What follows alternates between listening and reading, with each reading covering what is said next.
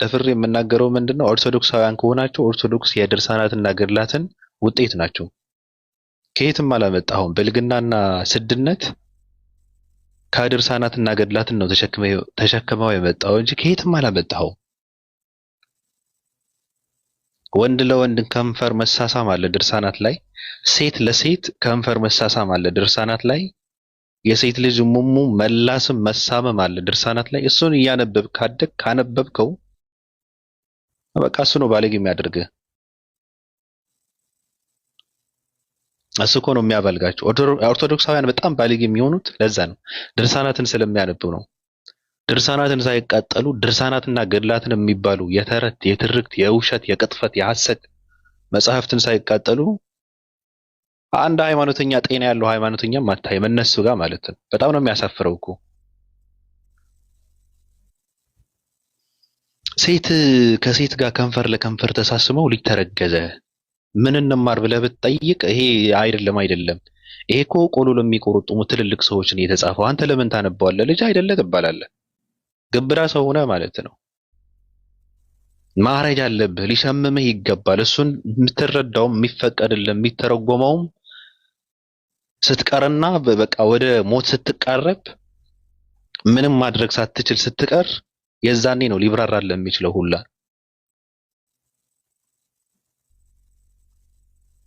እንጂ ወጣት ቢጠይቅ አይመለስለትም። የሚመልስለት ሰው የለም። ስለ ድርሳናት አንድ ወጣት ቢጠይቅ አይመለስለትም። አንተ ገና ልጅ ነህ እኮ በእንትን መንፈስ ነው የምትረዳው፣ አንተ በእድሜህን ልክ ነው የምትረዳውና አንተ አይገባም ይባላል። አንድ ኦርቶዶክስ ድርሳናትና ገድላትን ሳያቃጥል ሳይጥል ሰው ሊሆን አይችልም። ከሰዶምነት ራሱ ሊወጣ አይችልም። ግብረ ሰዶማዊነትን እንቃወማለን የሚሉ ኦርቶዶክሳውያን መጀመሪያ የተሸከሙትን መጽሐፍ ድርሳናትና ገድላትን ማቃጠል አለባቸው። በልግና ነው የሚያስተምር። በጣም ባለጌ ትውልድ ነው የሚታነጸው።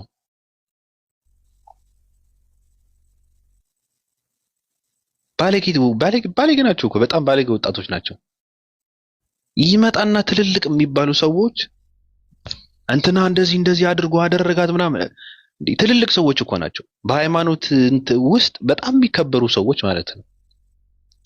ምንም አይፈሩም፣ አይሰቀጥጣቸውም። በነገራችን ላይ ያደጉበት ነው። በቃ ሴት ከሴት ጋር ከንፈር ለከንፈር ተሳስማ ሊተረገዘ ከተባለ በቃ አይምሮ ምን ከዚህ በላይ ምን ለምንስ እንትን ታደርገዋለህ? ምንስ ይሸመማል? ምንስ ትፈራለህ? ራሱ አትፈራም እኮ ምንም አይመስልህም እኮ ራሱ። ባለጌዎች ናቸው፣ ቆሻሾች። ሳዲ ሰላም ብያለሁ። ኦርቶዶክስ ካለ መግባት ይችላል። ገነት ነይ እስኪ። ሰላም፣ እንዴት ነሽ? አልሐምዱሊላህ። እንዴት ናችሁ? ሰላም አለይኩም ሙስሊሞች ታች። አልሐምዱሊላህ። ወላሂ እየተበተብኩ ነበር የላኩት፣ ግን ከገባሁ አይቀር ላውራ መሰለኝ። አመሰግናለሁ በጣም ስላስገባኝ። ድምጼ ታፍኗል። ታብ እያደረኩ ነበር ገዝቴ ላኩት፣ ግን ያው ከገባሁ አይቀር ላውራ። በስህተት ነው የገባሽው? ታብ አደርጋለሁ እኔ አርፌ አልቀመጥም እኮ። በስህተት ነው ወይ የገባሽው? አዎ በስህተት ነው የገባሁት፣ ግን ላውራ ከገባሁ አይቀር ሐሳብ አለኝ እኮ። ሐሳብሽ? እሺ ይቻላል፣ ቀጥይ። ምንድነው ሐሳብሽ? ሐሳቤ እኔ በአንተ ሐሳብ ልዩነት ማመንህ በጣም ደስ ይለኛል። ሁሌ ከታች አለው እከታተላለሁ፣ ግን ከታች ላሉት ለኮሜንቶሮችም እስቲ ሐሳቤን ከተጋራኸኝ ትነግረኛለህ።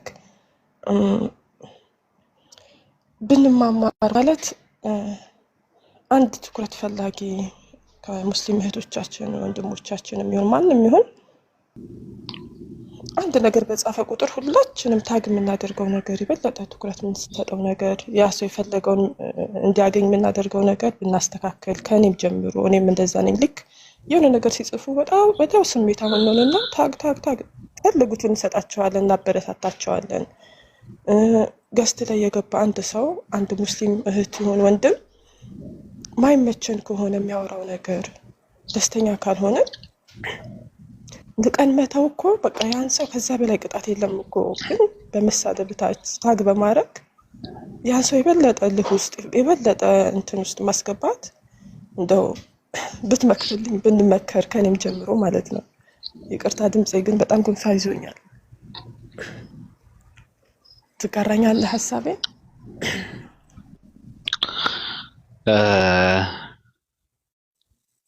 እንደኔ እንትን ነው። ምክንያቱም እኔ መላሽ ስለሆንኩ መርጬ መልሳለሁ። አንዳንዴ ኮመንት እንግዲህ ሰው ኮመንት እንዲያደርግበት ነው የተፈቀደውና ህጉ የሚፈቅደው ለዛ ነው። ግን አንቺ እንዳልሽው ትክክለኛ ሀሳብ ነው። አንዳንድ ሰዎች የሚገርምሽ ነገር ኮመንት ሜንሽን አድርገህ ስማቸው መለስክላቸው ማለት ልክ የሆነ ሰርፕራይዝ የተደረጉ ይመስል በጣም በዛ ልክ ደስተኛ ይሆናሉ አንዳንድ ሰዎች ማለት ነው። ትኩረትን የሚፈልጉ ሰዎች ማለት ነውና አንዳንዴም ሰው ያደረገውን ስህተት እንዲጨምርበት የምታደርገው አንተ ነህ። የምትመልስለት ከሆነ በዚህ ልክ የምትመላለሰው ከሆነ ያ የሚያደርገውን ስህተት እየደጋገመው ይሄዳል ማለት ብርታት ይሆነዋል ሰውየው። ስለዚህ ትክክል አይደለም። የምትመልስለትን ሰው ለይተህ ማወቅ አለብህ የሚለው ትክክል ነች። ሁሉም ኮመንት ለጻፈ ሁሉ አይመለስም። እኔ አሁን ይከብደኛል ሁሉ አልመልስም፣ መርጬ ነው የምመልሰው። ስለዚህ ጥሩ ነው የተናገረችው፣ መልካም ሀሳብ ነው። አትመልሱ ተብላችኋል። እንደውም ንቆመታው ያን ሰው በጣም እንደው ካልፈለግነው ንግግሩ ያልፈለግነው እንደሆነ ያን ሰው ንቆመታው የበለጠ እንትን አይደለም እንዴ? ለዛ ሰው መልስ አይደለም እንዴ?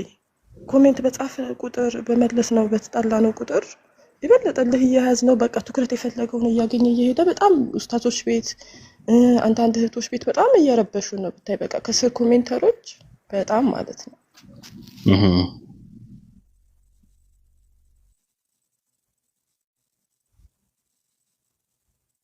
ጨርስ ብንጀምር እላለሁ። በቃ ሁላችን ኧረ ምንድነው ቻሌንጅ የምንጀምረው? ከታች ላሉት ነው ላንተ አይደለም ባቢ። ከታች ላሉት በቃ እስቲ ስሜታችን ተቆጣጥረን እንደዚህ አንተን ቤት ይግቡ ማንም እህቶቻችን ቤት ይግቡ እያየን ነው። በቃ ይሄ ሳምንት በጣም በታግ በሰዳደብ ምናምን ኮሜንተሮች አልተቻልንም እና እንደው እናመሰግናለሁ። ሳላቅ ነው የገባሁት፣ ግን ያው ሀሳቤንም ስላስገባኸኝም ስለተጋራኸኝም አመሰግናለሁ። አው እንግዲህ የተናገርሽውን ከሰሙ ሰሙ፣ ካልሰሙ ደግሞ እዚህ ጋር ቻሌንጅ ተጀመረ ምናምን በሚለው ሳይሆን ሁሌም ይነገራሉ እና ሰው አያርፍም። እዚህ ጋር ያለውን ሰው አሁን ለምሳሌ 300 ሰው ጋር ብታወራ 300ን ብታሰማው 300ን እንደዚህ ከዛ ቢቆጠብ ሌላ ቦታ ደግሞ ያልሰማ 3000 ሰው አለ። ያ 3000 ደግሞ የሶሻል ሚዲያ ሰው ህግ ልታወጣለት አትችልም፣ ከባድ ነው። ስለዚህ መናገርሽ ጥሩ ነገር ነው። በመናገርሽ የሚቀየር ሰው ካለ መልካም ነው እንጂ ሁሉም ሰው ያቆማል እንደዚህ አይነት ነገር ይቆማል ተብሎ ግን የማይታሰብ ነገር ነውና እኔ በቂ ይመስለኛል። አመሰግናለሁ። ለማንኛውም ከታች ያላችሁ ሰዎች ኑ ግቡና እዚህ ጋር አካውንት አለ የኔ ሁለተኛው አካውንት ማለት ነው። ገብታችሁ ጫና አድርጋችሁ ገብታችሁ አሁን ፖስት ያደረኩት ነገር አለ። ላይክ ኮፒ ሊንክ ሼር አድርጉ፣ ሪፖስት አድርጉ፣ እንትን አድርጉ። ምን አልሽኝ? ሀሳብ ልጨምር ከፈቀድክልኝ? ገስት ምንድነው ሀሳብ? ለመጀመሪያ ነው በነገርህ ላይ አንዳንዴ ሰዎች ይሰክራሉ። ቀጥይ ግን እንዳስ ከስካር መጠንቀቅ አለብሽ። አንዳንድ ሰዎች ገስት ሲያገኙ ይሰክራሉ። ቀጥይ እንትን ቤት አይ በጣም እኔ ገስት በጣም አልገባም እና ስላገኘሁኝ መድረኩ ደስ ብሎኝ ነው ሀሳቤን ለመግለጽ ያክል። ኡስታዞቻችን ቤት በጣም እኔ አላቅም። አሁን ኡስታዞች ቤት ምናምን በጣም በፊት ታብ በጣም 8 ሚሊዮን 4 ሚሊዮን ኮፒ ሊንክ ምናምን እያየን ነበር ወላሂ። እና አሁን ጭራሽ ነው ታብ አይደረግም፣ ኮፒ ሊንክ አናደርግም። በጣም ተሳንፈናል። አሁን እንደዚህ የምንወደው ቤት ሲሆን ለሌላው እንትን እንዲል ዳዋው እንዲዳረስ በጣም ተሳንፈናል። ለማበረታታት አክል ነው። ኢንሻአላህ እስቲ በዚህ ሰዓት ውስጥ ማታ ኢንሻአላህ ኡስታዝ ይገባል ወሂድ ይመስለኛል። እስቲ 2 ሚሊዮን 3 ሚሊዮን እንደ ቀላል እናደርገዋለን የሚል ለሌሎች እንዲዳረስ እኮ ነውና ካፊሮች በፖለቲካ ጭቅጭቅ በማድረግ ምናምን ነው እንትናቸው ቪዋቸው የሚጨምሩት። እኛ ግን በማስተማር ስለሆነ ትኩረታችን የሰው ጋር እይታ አይደለም። ያ ደግሞ እንዲዳረስ ዳዋው እኛ ነን። ታብ ኮፒ ሊንክ በደንብ ከበረታን ስራ ላይ እንሆናለን። እኔ አሁን አይመቸኝም እየሰራው ነው፣ ግን አንዴ ተቀምጠን 10 ደቂቃ በደንብ ብንቀጠቅጥ ታብና ኮፒ ሊንኩን ሰው ይጨምራል፣ ዳዋ የሚሰማው ሰው ይጨምራል። አላውቅም፣ እኔ እንደውም ሰሞኑ የሚሰልም ሰው እየቀነሰብኝ ይመስለኛል። ኡስታዝ እሱ ጋር ምናምን ይመስለኛል። ምክንያቱ ራሱ ዳዋው እየተዳረሰ አይመስለኝም፣ እንደ በፊቱ አይደለንም፣ ተሳፈናል። እዛ ጋር ብትናገር አይሻልም ታዲያ? እኔ ጭራሽ ገስት መገፋ ሰው አይደለም ባብዬ፣ ገስት መገፋ ሰው አይደለም እኮ። አሁን እኮ ገስት እንደገባሽ እኔ ጋር መጥተሽ ስለ ሁሱ ከተናገርሽ እኔ ምን አገባኝ? እሺ ስለ ሁሱ ለአንተ አይደለም እኮ ወንድሜ፣ ከታች እኛ እንወዳሃለን። ከታች እኮ ከታች ላሉ ራሱ እዛ ጋር ገብተሽ ከሆነ ታብታብ እንዲያደርጉ ብርታት እንዲሆናቸው ምናምን መናገርሽ ትክክል ሊሆን ይችላል። እኔ ጋር ግን ሌላ ነገር እንኳን ቢሆን እኔ ልቀበለው እችላለሁ። ይሄ እንትን የለም ሌላ ነገር ቢሆን ማለት ነው። ሁሱ ጋር ታብታብ አይደረግም ተብሎ እኔ ጋር ተነገረ። እኔ ምን ላድርግ ታዲያ? ታብታብን ልላክለት? ምን እኔ እዚህ ጋር አሁን እኔ ጋር ምንም እንትን ይሄ ምን ማለት ነው ራሱ? በእውነት ይሄ አስገድዶ መድፈር ነው የሚባለው። ትክክል አይደለም። አንተ ጋር ያለነው 300 ሰዎች፣ እነዚህ 300 ሰዎች እሱ ጋር አንጠፋም። እርግመነኝ አንተ ጋር ያለነው እነዚህ 300 እና ሰው እኔ አሁን ምንድን ነው ልንገርሽ፣ ሀሳብም በማፍለቅ አንድ ሰው ታብታብ ሊያደርግ አይችልም። እኔ ጋር ሰው ከፈለገ ታብታብ ያደርግ፣ ካልፈለገ ይተው ነው የምለው። በቃ እንደዛ ነው እኔ የማምነው። ከቻልክ የሚመች ነገር ካለ ታብታብ አድርግ፣ ከቻልክ ራሱ፣ ካልቻልክ ደግሞ ተው። ታብታብ ሰው ምንድነው 2 ሚሊዮን 3 ሚሊዮን ምናምን ይባል፣ ትርጉም የለውም እኮ። ምንም የሚጨመርም የሚቀነስም ነገር የለም። እንደዛ ስለተደረገ ምንም አይጨመርም አይቀነስም። አይዘጋ ምናምን የሚባለው ውሸት ነው።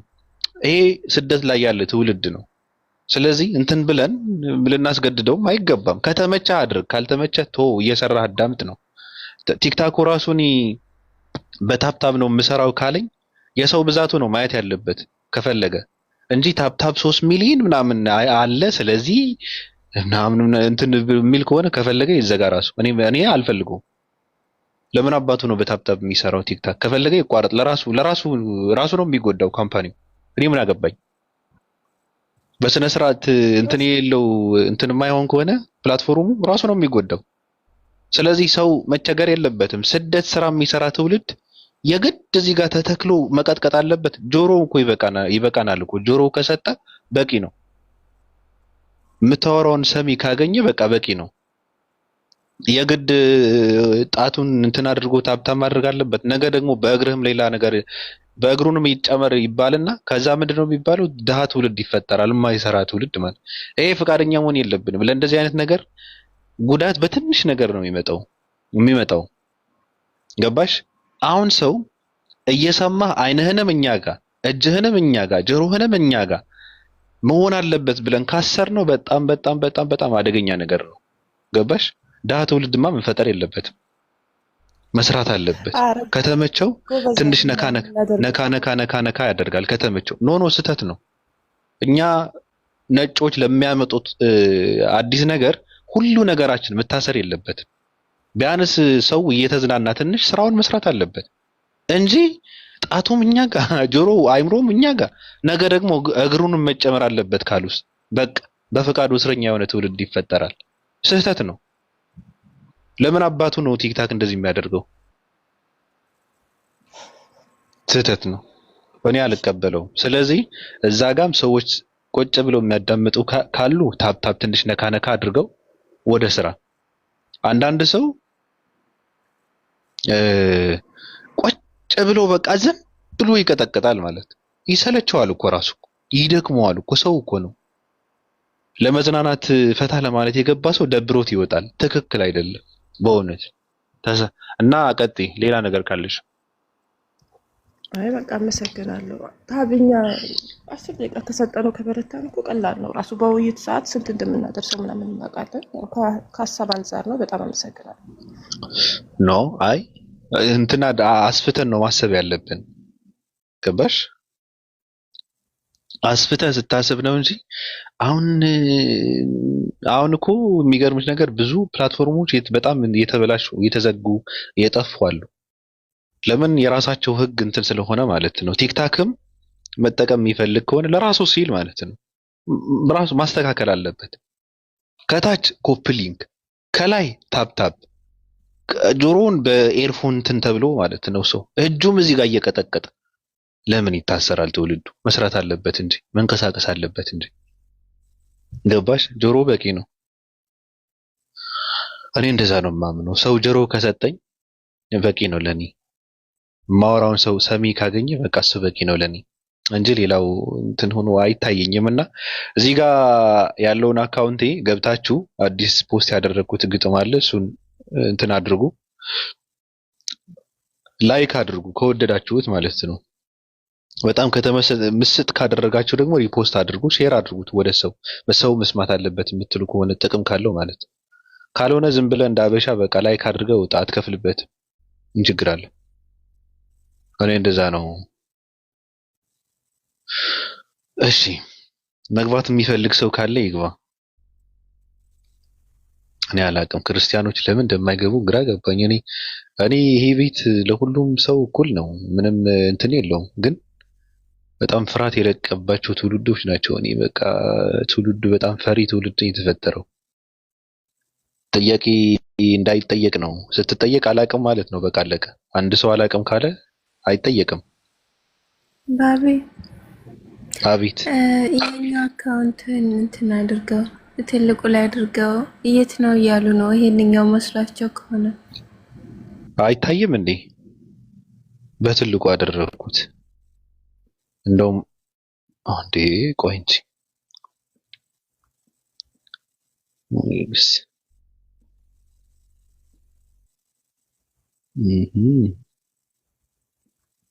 እኔቱ ጋር አለ፣ እዚህ ጋር አለ፣ በትልቁ ያለው ማለት ነው። ግጥም መለቀቅ አለበት ስትሉ አልነበረ? ለቀቅኩ። ስለዚህ ገብተህ እንትን አድርግ፣ ላይክ አድርግ። መለቀቅ አለበት እያልክ አልነበረም? ወጣ ያለ ነገር ነው። ኢየሱስ ክርስቶስ አልተቀጠቀጠም።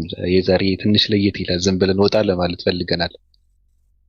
አዎ አዲሱ የመጀመሪያው ቪዲዮ ማለት ነው። ስለዚህ ገብተህ እንትን በል፣ በቃ ጥሩ ነገር ነው። አዳምጠው።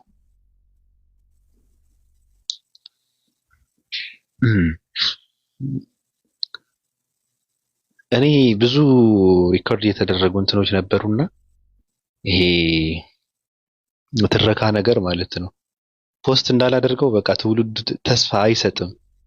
እንዲማርበት፣ እንዲዝናናበት፣ እንዲስቅበት፣ እንትን ፈታ እንዲልበት ምናምን ምናምን ማለት ነው። እና እንትን የለውም ራሱ ብዙ ጓል መቀሌ እንዴት ነህ? ሰላም ነው። ለምንድን ነው ሁለት የምትታየኝ? ሁለት ሆነ። ኦ ጋድ ኮም ምንድን ነው?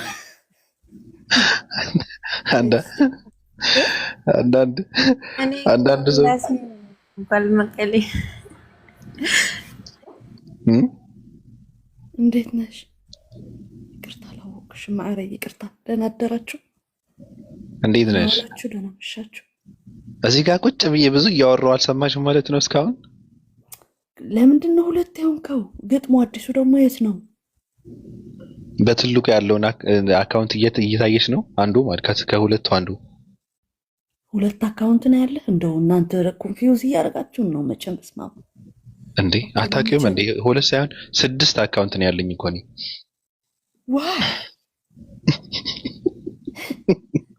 ዋይ እንዴ! እኔ ስሚ 14 ጊዜ እኮ ነው አካውንቶች ያዘጉት። 14 ጊዜ አይደብርም?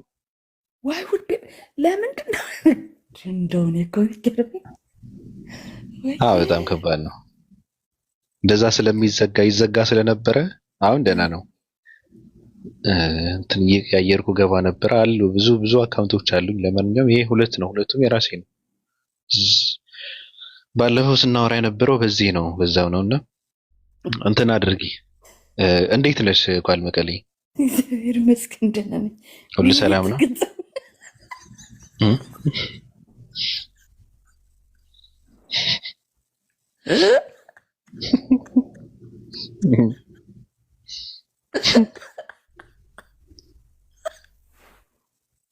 ምን ነው?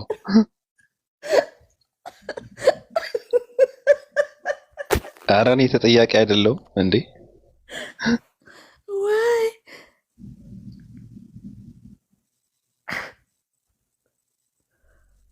ምንድን ነው? የሆነ ጽሑፍ አንብቤ የቱ ጋር? እዚሁ ግጥሙ የት ነው ብዬ እየፈለግኩ ከዛ ሚሪጥ ግጥም ይላል።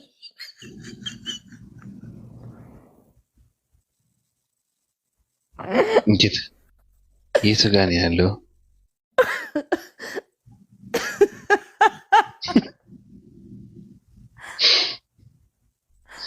ኧረ ተይ፣ ኧረ ቼክ ላድርገው ግጥሙ እንጂ ሚሪጥ ካለኝ እንግዲህ ኦ ማይ ፋኪንግ ጋድ ዲስ ኢዝ ክሬዚ። ከባድ ነው።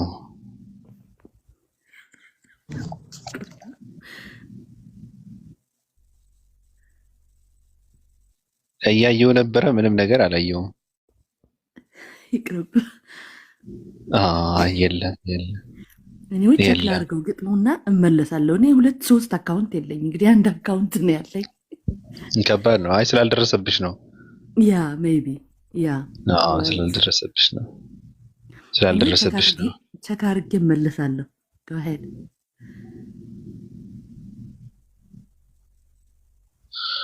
እሺ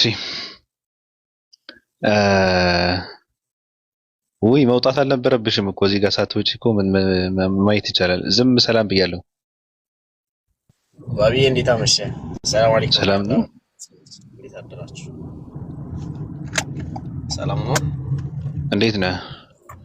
አልሐምዱሊላህ። እሺ ላዳምጥ ብዬ ነው ቁጭ ብዬ እዚህ። እንደዛ ነው። ለማዳመጥ ነው የገባኸው?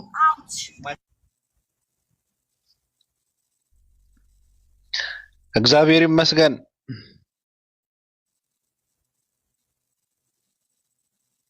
አለ እያመሰገንኩ አይደለም እየጠራሁህ ነው።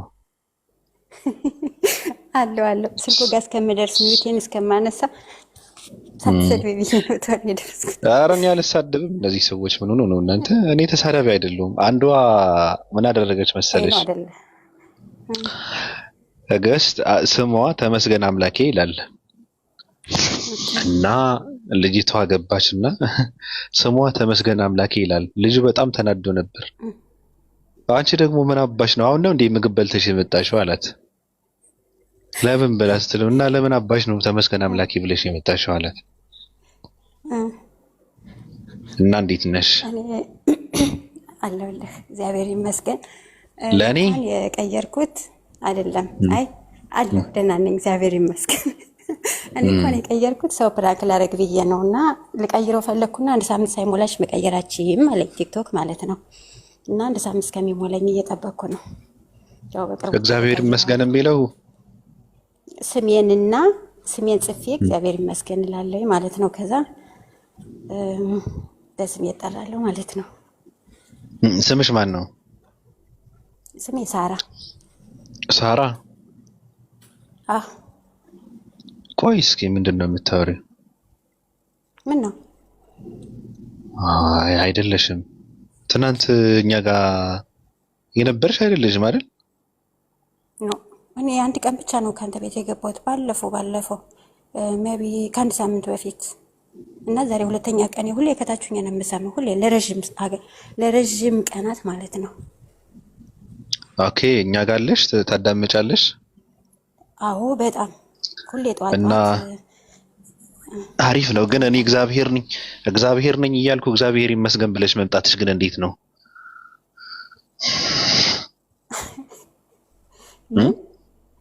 እኔ እግዚአብሔር ነኝ ብዬ ነው የምለው ብዙ ጊዜ እላለሁ። አንተ ኦኬ። እና እግዚአብሔር ይመስገን ብለሽ መምጣትሽ እኛ ጋር እንዴት ነው? እኔን እያመሰገንሽኝ ነው? ነው አንተ ሰው አይደለህ እንዴ? ማለት አመሰግናለሁ አንተንም፣ ግን እኔ እግዚአብሔርን ማመሰግነው መጀመሪያ ነው። አዎ አይ ቀስ ብዬ አስረዳሻለሁ ለምን እንደዛ እንደሚባል። እኔ ለምን እግዚአብሔር እንደሆንኩ መደንገጥ የለብሽም። አሁን አበሻ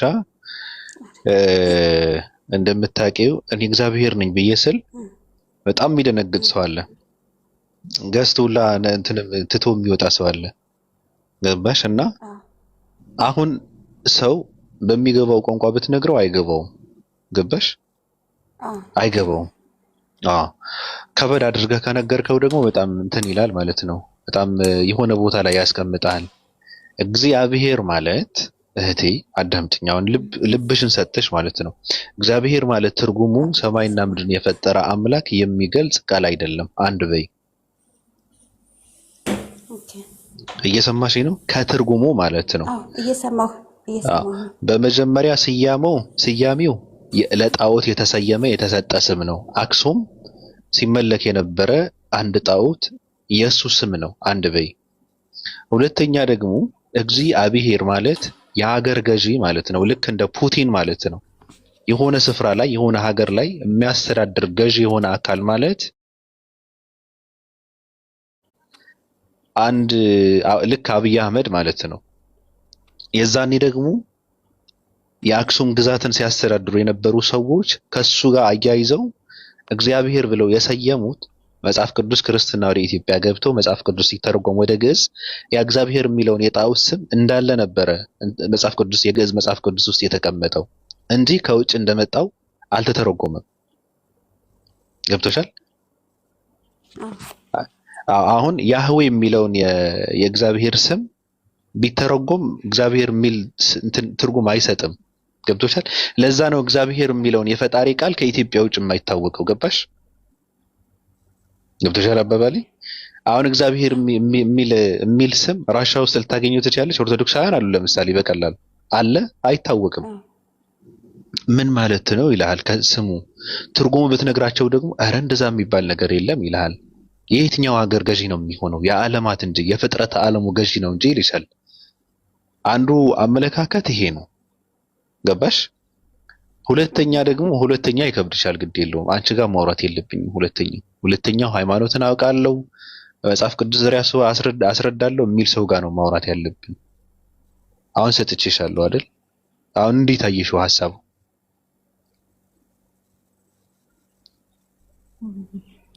ሀሳቡ ጥሩ ነው። እና አንድ ሰው ተነስቶ እኔ እግዚአብሔር ነኝ ካለ ችግር አለው?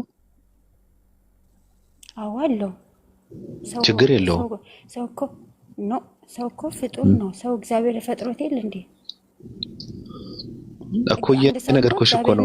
አሁን አይደለም እግዚአብሔር ነኝ ካለ አንድ ሰው ልክ የእግዚአብሔርን ባህሪያት ማድረግ አለበት። ሰው ደግሞ የእግዚአብሔርን ባህሪያት ማድረግ አይችልም። ሲቀጥል ሰው እግዚአብሔር ነው የፈጠረው። አዎ ገባኝ እኮ ትርጉም ነበር ስነግርሽ የነበረው እንጂ እኮ እኔ እኮ ሳወራ የነበረው ከፈጣሪ ጋራ ሳይሆን እግዚአብሔር የሚለውን ቃል ትርጉም ነበረ ስነግርሽ የነበረው። ገባሽ? ገብቶሻል አባባሌ? የቃሉ ትርጉም ነው ስነግርሽ የነበረው እንጂ እኔ እግዚአብሔር ሰማይና ምድርን የፈጠረ አምላክ ነኝ እያልኩ አይደለም። ገባሽ? እሱ ጋር አይደለም እያወራ ያለሁት። ገብቶሻል? አሁን ገብቶሻል? እግዚአብሔር ማለት ግዕዝ ነው። እግዚ ማለት ገዢ ማለት ነው። ብሔር ማለት ደግሞ ሀገር ማለት ነው። ገባሽ? የሀገር ገዢ ማለት ነው። አሁን ሰዎች የሃይማኖት አባቶች ራሱ ማለት ነው እግዚአብሔር ማለት ምን ማለት ነው ብለሽ ብትጠይቂ እግዚ አብ ሄር ማለት ስላሴን ያመለክታል ይላሉ አንዳንድ ሰዎች ዓለም የሚገዛ አምላክ ማለት ነው ይላሉ። እያወቁት ማለት ነው እንዳልሆነ እያወቁ እግዚአ ነው ራሱ እግዚአ ነው። አብ የሚለውን አይገናኝም። በግዕዝ እንትን ሲባል እግዚአ ይባላል። ገዢ ማለት ነው። እግዚአብሔር ብሔር ደግሞ ሀገር ነው። ገባሽ? ስለዚህ እኔ ከስሙ ትርጉም ነበረ እንትን ስልሽ የነበረው። በሌላ ነገር ደግሞ ካሰብሽ እኮ አሁን ለምሳሌ የስላሴ አማኝ ነሽ አይደል? አዎ እኮ የስላሴ አማኝ ከሆነ የስላሴ አንዱ አካል ማን ነው? ሰው ነው። ሰው ነው። የስላሴ አንዱ አካል ሰው ነው አይደል? ስጋ የለበሰ ሰው ነው አይደል? እኮ ስለዚህ አንድ ሰው እግዚአብሔር በስጋ ሰው ነው አይደል? ነው። እግዚአብሔር ሰው አረ አይደለም። እግዚአብሔር አምላክ ነው። እግዚአብሔር አምላክ ነው። እግዚአብሔር ሰው አይደለም። እግዚአብሔር አምላክ ነው። ሰማይና ምድርን የፈጠረ ማንም የማይስተካከል አምላክ ነው። እሱማ ገባኝ እኮ። እሺ ኢየሱስ ክርስቶስ ሰው አይደለም ኢየሱስ ክርስቶስ ፍጹም አምላክ ፍጹም ሰው ነው እኮ። ሰው ነው አይደለም?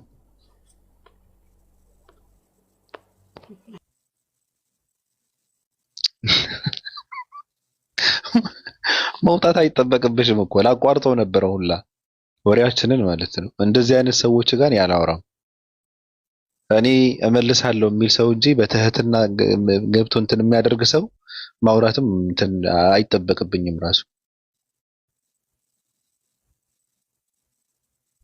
እኔ ሰው እንዴት ያልገባውን ነገር ይከተላል ነው? እንዴት ሰው መጽሐፍ ቅዱስ ውስጥ የሌለ ቃል ተሸክሞ ይጀዝባል ነው? ፍጹም ሰው ፍጹም አምላክ የሚል መጽሐፍ ቅዱስ ውስጥ የለም። የለም ካለ አምጡ በሏችሁ። አምላክህ እግዚአብሔር ሰው አይሆንም ይላል መጽሐፍ ቅዱስ። በቃ ይጸጸት ዘንድ ሰው አይደለም።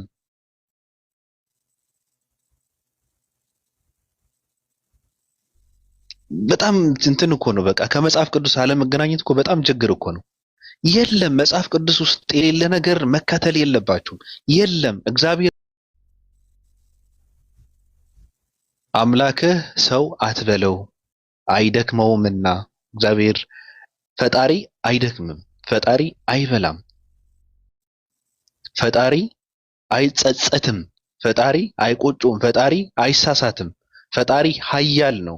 ፈጣሪ የነበረ ያለ የሚኖር ነው። ስለ ፈጣሪ ከሆነ የምትወሩት የፈጣሪ መለኮትነትም የፈጣሪ ማንነትም ድካምን አያስተናግድም። መውረድን መዋረድን አያስተናግድም። ከሰው እኩል መሆን አያስተናግድም። ማንነቱ የላቀ ነው። የፈጣሪ ማንነት ምግብ መብላትን አያስተናግድም። መለኮትነት እኮ ድካምና እንቅልፍን አያስተናግድም እኮ። የለም እኮ መለኮት የተባለው ታዲያ ለምንድን ነው? አያስተናግድም። ፈጣሪ ምግብ ከበላ፣ ፈጣሪ ከተራበ፣ ፈጣሪ ከተኛ፣ ፈጣሪ ከደከመ፣ ፈጣሪ 30 ምናምን ዓመት እንደ ሰው እንዴ ከማህፀን እስከ እንትን ከቆየ ፈጣሪነቱ የቱ ጋር ነው? አይደብራችሁም? ከእንደዚህ አይነት አስተሳሰብ ሰው ካልወጣ በእውነት እምነት አልባ ትውልድ ነው የሚፈጠረው። የሚበዛው እምነት አልባ ትውልድ ነው የሚበዛው።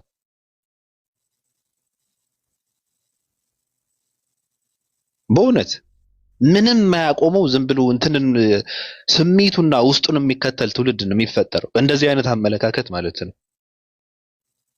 አባቴ ኢየሱስ ክርስቶስ ፈጣሪ ሆኖ አያውቅም፣ አይሆንምም። ፍጹም ሰው ፍጹም አምላክ ነው። ከየት ነው ያመጣችሁት? አላለም እኮ ኢየሱስ ክርስቶስ ያላስተማረውን ከየት ነው የምታስነብቡት? የለም እንደዛ የሚል እኮ የለም መጽሐፍ ቅዱስ ውስጥ ራሱ የለም። አሁን እናንተን እንስማ ወይስ መጽሐፍ ቅዱስ እንከተል ነው ችግሩ? ሰው መጽሐፍ ቅዱስ ካነበበ እናንተ የምትሄዱበትን መንገድ አይሄድም። መጽሐፍ ቅዱስን ከተረዳ ካወቀ እናንተ ያላችሁበትን ደረጃ ላይ ሊደርስ አይችልም። እናንተ የምታራምዱትን ፍልስፍና አይገባውም። ፈጣሪ ሶስት ሆነ በሰበብ ሶስት ምናምን ባለ 6 እግር ባለ 3 ፂም ምናምን 6 ኧረ በጣም ይደብራል። አይሰለቻችሁም? አታፍሩም? ማይማን ሰው አታምልክ። ፈረንጅ የሰጠን ዝም ብለህ አሜን ብለህ አትቀበል። ይሄ የፈረንጆች ፍልስፍና ነው።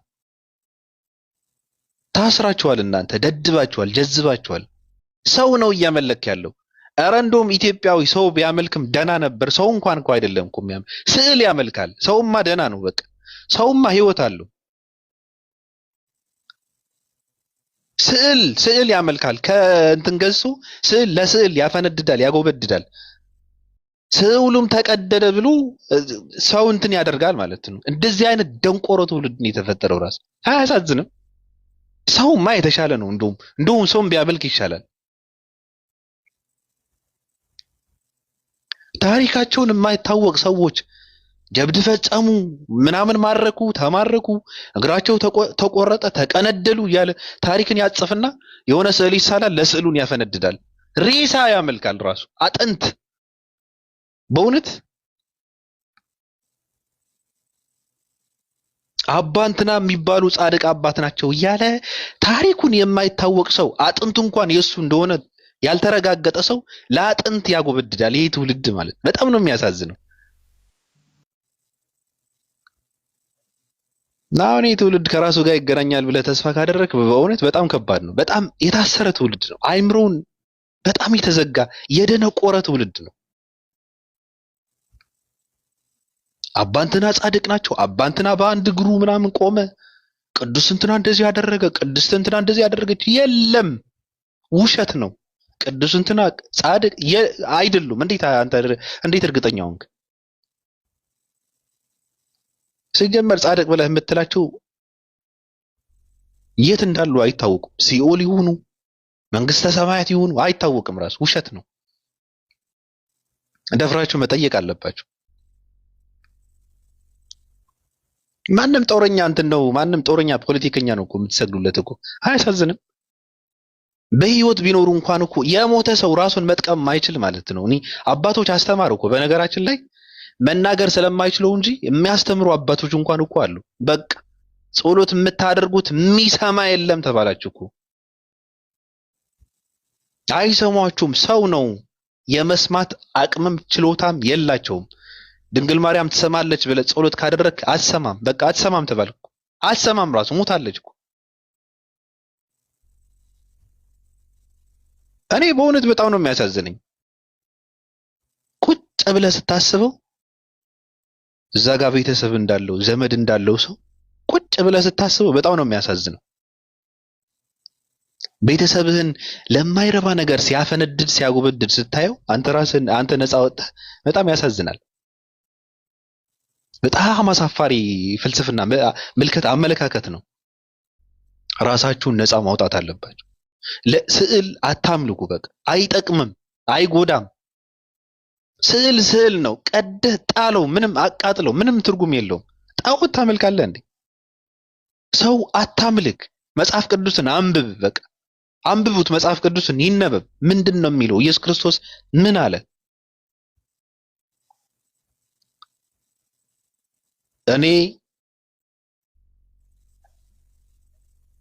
በወንጌል አምናለሁ፣ ትክክለኛ ወንጌል ግን አለ ብዬም አላምንም። ቢሆንም በቃ ወንጌልን ማንበብ አለበት ሰው፣ መጽሐፍ ቅዱስን ማንበብ አለበት። እኔ እንደዛ ነው ማንበብ። አንብቡት። ሰው ትንሽ ከራሱ ይገናኛል። የተጻፈው በአማርኛ ነው። አማርኛው ደግሞ ግልጽ ነው። አንብቡት። ማንንም መጠየቅ የለባችሁም። ሃይማኖት አባት እንትና እየተባለ የሚሰራውን ድራማ ትርጉም የለውም። ዝም ብለህ አንብበው። በአማርኛ ነው የተጻፈው። አሁን ያለው መጽሐፍ ቅዱስ እንኳን ዝም ብለህ ብታነበው በእውነት ስንት የሚገርም የትርጉም ልዩነት ነው የምታገኘው ከምናደርገው ማለት ነው። ከሚባለን በጣም የተለየ ነው መልእክቱ ማለት ነው መጽሐፍ ቅዱስ። አንድ ሰው መጣና እኔ የማደርገው ከራሴ አይደለም፣ እንደሰማሁት እፈርዳለሁ፣ እኔ ህይወት ተሰጠኝ፣ እኔ ጌታ ተደረኩ፣ እኔ ሰው ስለሆንኩ ስልጣን ተሰጠኝ፣ እኔ ከእግዚአብሔር የሰማሁትን አድርጉ ስላልኩ ልትገሉኝ ትፈልጋላችሁ ወይ? ይሄ ሰው ነብይ ነው። ይሄ ሰው ነው። ለእስራኤላውያን ብቻ የተላከ ሰው ነው። ስንት ነው ይሄ እየተነበበ ሰው ዝም ብሎ ያፈነድዳል። አይሰማህም። ያንተም አይደለም። ኢየሱስ ክርስቶስ ነብይ ከሆነ ነብይነቱም መጽሐፍ ቅዱስ ነው የሚመሰክረው። ለአንተ አይደለም፣ ለእስራኤላውያን ነው። በቃ ብርቱ ነብይ ብሎ የሚያስቀምጠው መጽሐፍ ቅዱስ ነው። ከእስራኤል ለጠፉ በጎች ውጪ አልተላኩም። አለቀ። አላቀህም እያለ እኮ ነው። እኔ ሰው ነኝ፣ ሰው ነው። በጣም እኮ ነው የሚያሳዝነው። እኔ በእውነት ያሳፍራል። ከራሳችሁ ጋር መገናኘት አለባችሁ። መጽሐፉን አንብቡት። በቃ ኢየሱስ ክርስቶስ አምላክ ሆኖ አያውቅም። አምላክም አይደለም፣ ሰው ነው፣ ደካማ ሰው ነው። እግዚአብሔር አምላክ በኢየሱስ ክርስቶስ በኩል ለእስራኤላውያን እንዲደነቁ ሲያሳይ የነበረ ተአምር ነው ሲሰራ የነበረው። በራሱ ብቃት አይደለም፣ ብቃት የለውም። መጽሐፉ የሚለው እንደዛ ነው። የሚያደርገውን ሁሉ ያሳየዋል፣ እናንተ ትደነቁም ዘንድ ከዚህ የሚበልጥ ስራ ያሳየዋል። አለቀ። የሚያሳየው አምላክ አለው። አምላክ ብሎ ሲጸልይ የነበረው ጌታዬ ያለ ሲጸልይ የነበረው አምላክ አለው። አምላኬ ሲለው የነበረው አምላክ አለው።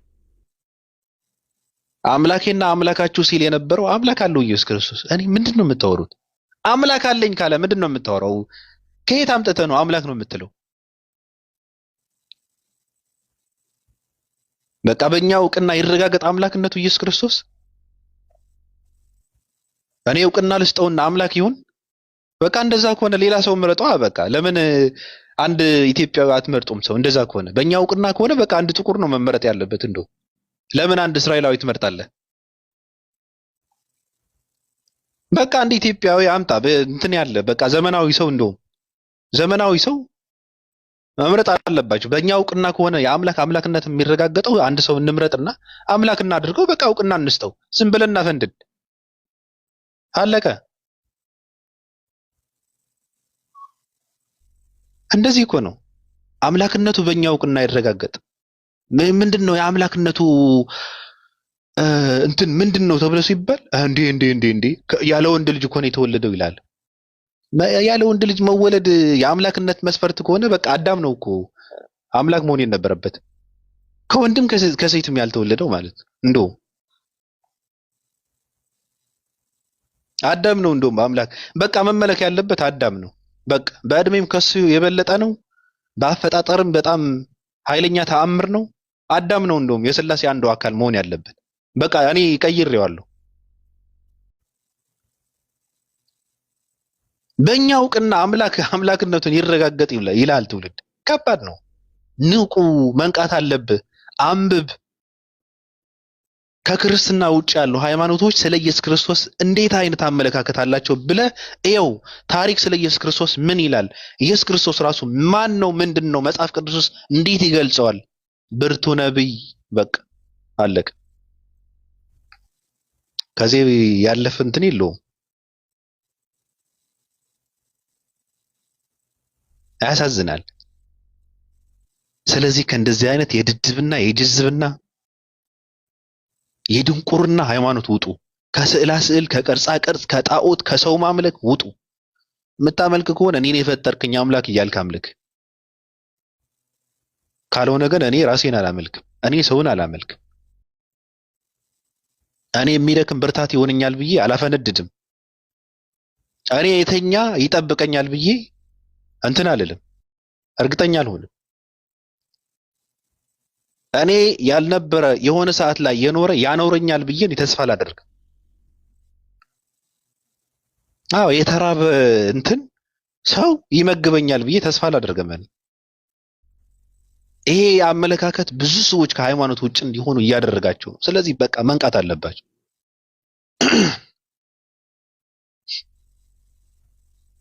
አዎ በጣም ያሳዝናል።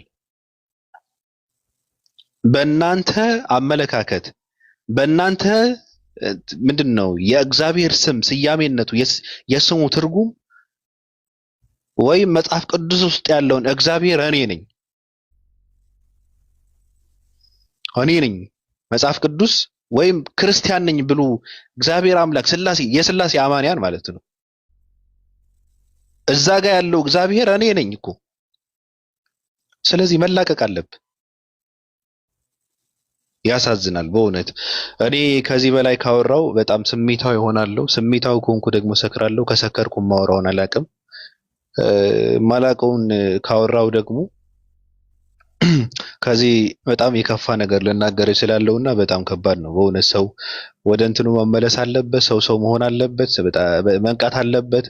ከስዕላ ስዕል፣ ከጣዖት፣ ከቅርጻ ቅርጽ፣ ከሰው ማምለክ ራሱን ነፃ ማውጣት አለበት።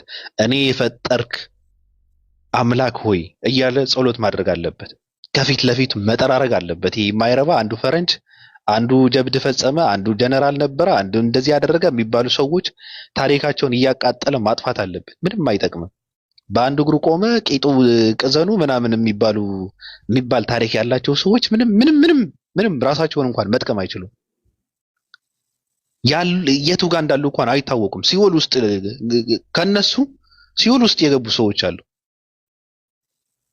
ጻድቅ ብለህ የምታፈነድድላቸው ማለት ነው። በድፍረት ነው የምናገረው እኔ። ሰው ሲገድል የነበረ ሰው ገድላት ተብሎ ታሪክ ይጻፍለታል። ገድላት እኮ የመገዳደል ታሪክ እኮ ነው። የመግደል ታሪክ እኮ ነው። ሰው ሲገድል የነበረ ሰው ጻድቅ ብሎ ስም ይሰይምለታል። በቃ ታቦት ይቀርጽለታል። ሰው ከገደለ ሲኦል ነው ገብቶ የፈርዖን ጫማ ጠራጊ የሚሆነው። የምን አባቱ ጽድቅ ነው? እኔ ግን የኦርቶዶክሳውያን ድፍረት የኦርቶዶክስ የሚባለው ደንቆሮ ትውልድ ድፍረቱ በጣም ነው የሚገርም። ገድላትን ተሸክሞ የእነንትና ሃይማኖት ገዳይ ነው ይላል። ገድላት ማለት በቃ መገዳደል ማለት እኮ ነው። የመገዳደል ታሪክ ነው ታሪኩ። እንትናንትና ገደለ፣ እንትናንትና ቀነደለ፣ እንትናንትና ቆረጠ፣ እንትናንትና ጠፋ፣ እንትናንትና በጎራዴ አንገቱን ቆረጠው። ይሄ እኮ ነው ገድላት እኮ መገዳደል እኮ ነው። ገድላት ማለት ገድል የፈጸመ ማለት ነው።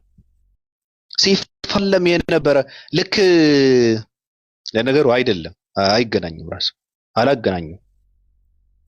ጨርሻለሁ። አለው ሰላም ነው። ማሻአላህ ሁሉ መልካም ነው ይመስገን። በጣም ሁሉ መልካም ነው። መማረርበት ባማረር ምን አመጣለሁ? አዎ የሚገርምህ ነገር ማን ነበረ የመንግስቱ ኃይለማርያም እህቱና ወንድሙ የሆነ ኢንተርቪው ተደርገው አይተዋል ቪዲዮውን? አዎ የኮሎኔል መንግስቱ ማለት ነውና እኔ በጣም ከነሱ ነው የተማርኩት። ራሱ ከስንት ዓመት በፊት ነው ያየሁትና በጣም ደሃ ናቸው፣ ምንም የላቸውም። ወንድማቸው መንግስት ነበረ እንደምታውቀው ደርግ ማለት ነው። ከዛ ሲጠየቁ እኔ በሐሳብ እንትን ውስጥ አትገቡ ምናምን ምን ታመጣለህ አሉት። አንድ ሰው ስለተጨነቀ የሚጨምረው የሚቀንሰው ምንም ነገር እኮ የለም፣ ዝም ብለህ መኖር እኮ ነው ሰላም ያለው አሉ። ከነሱ ተማርኩ ነው። ያው ምንም አታመጣ። ተጨነቅ አልተጨነቅ፣ ተደሰት አልተደሰት፣ ሳቅ አለቀስ፣ ምን ታመጣለህ? ትክክል። የለኝም ብለህ ባማራርክ ቁጥር ራስ ላይ ነው ችግር የምታመጣው። ትክክል።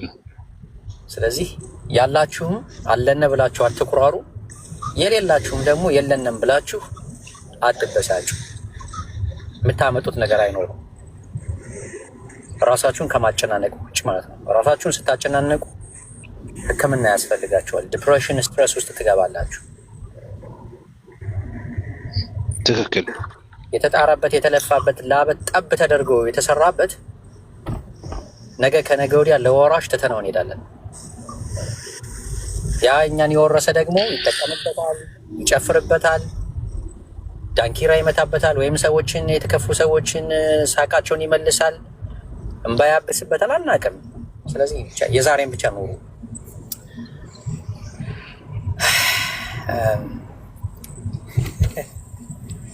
ችግር ነው። እሺ ምን አለ ዛሬ አዲስ ነገር? ሌሎች አውሩ፣ እህቶችም አውሩ፣ ሴቶች አዲስ ነገር እንደምታውቀው ነው። ያው ዝም ብለን እንትን የምናደርግ የለ ዝም ብለን አንዳንዴ የግንድ ሰው አጀንዳ ቀርጾ አጥንቶ አንብቦ መግባት የለበትም ብዬ ነው የማምነው። ምክንያቱም ብዙም አስፈላጊ ሆኖ አይታየኝም። አስተማሪ ሰዎች አሉ፣ ይሄ እነሱ ነው። እኛ ደግሞ ተማሪዎች ስለሆን ዝም ብለን ገብተንም ብናወራ መልካም ነው። እንትን የለም በቃ በየቀኑ የሚያጋጥመንን ነገር እሱን እየፈተፈትን እንትን ብናደርግ በቂ ነው ለኛ።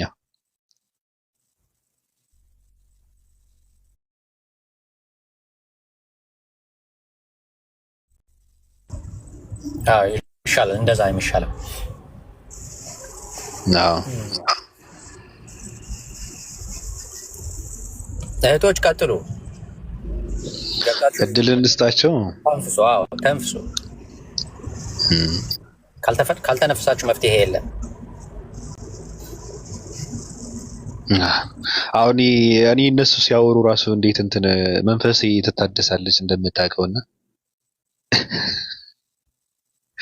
ሊዱ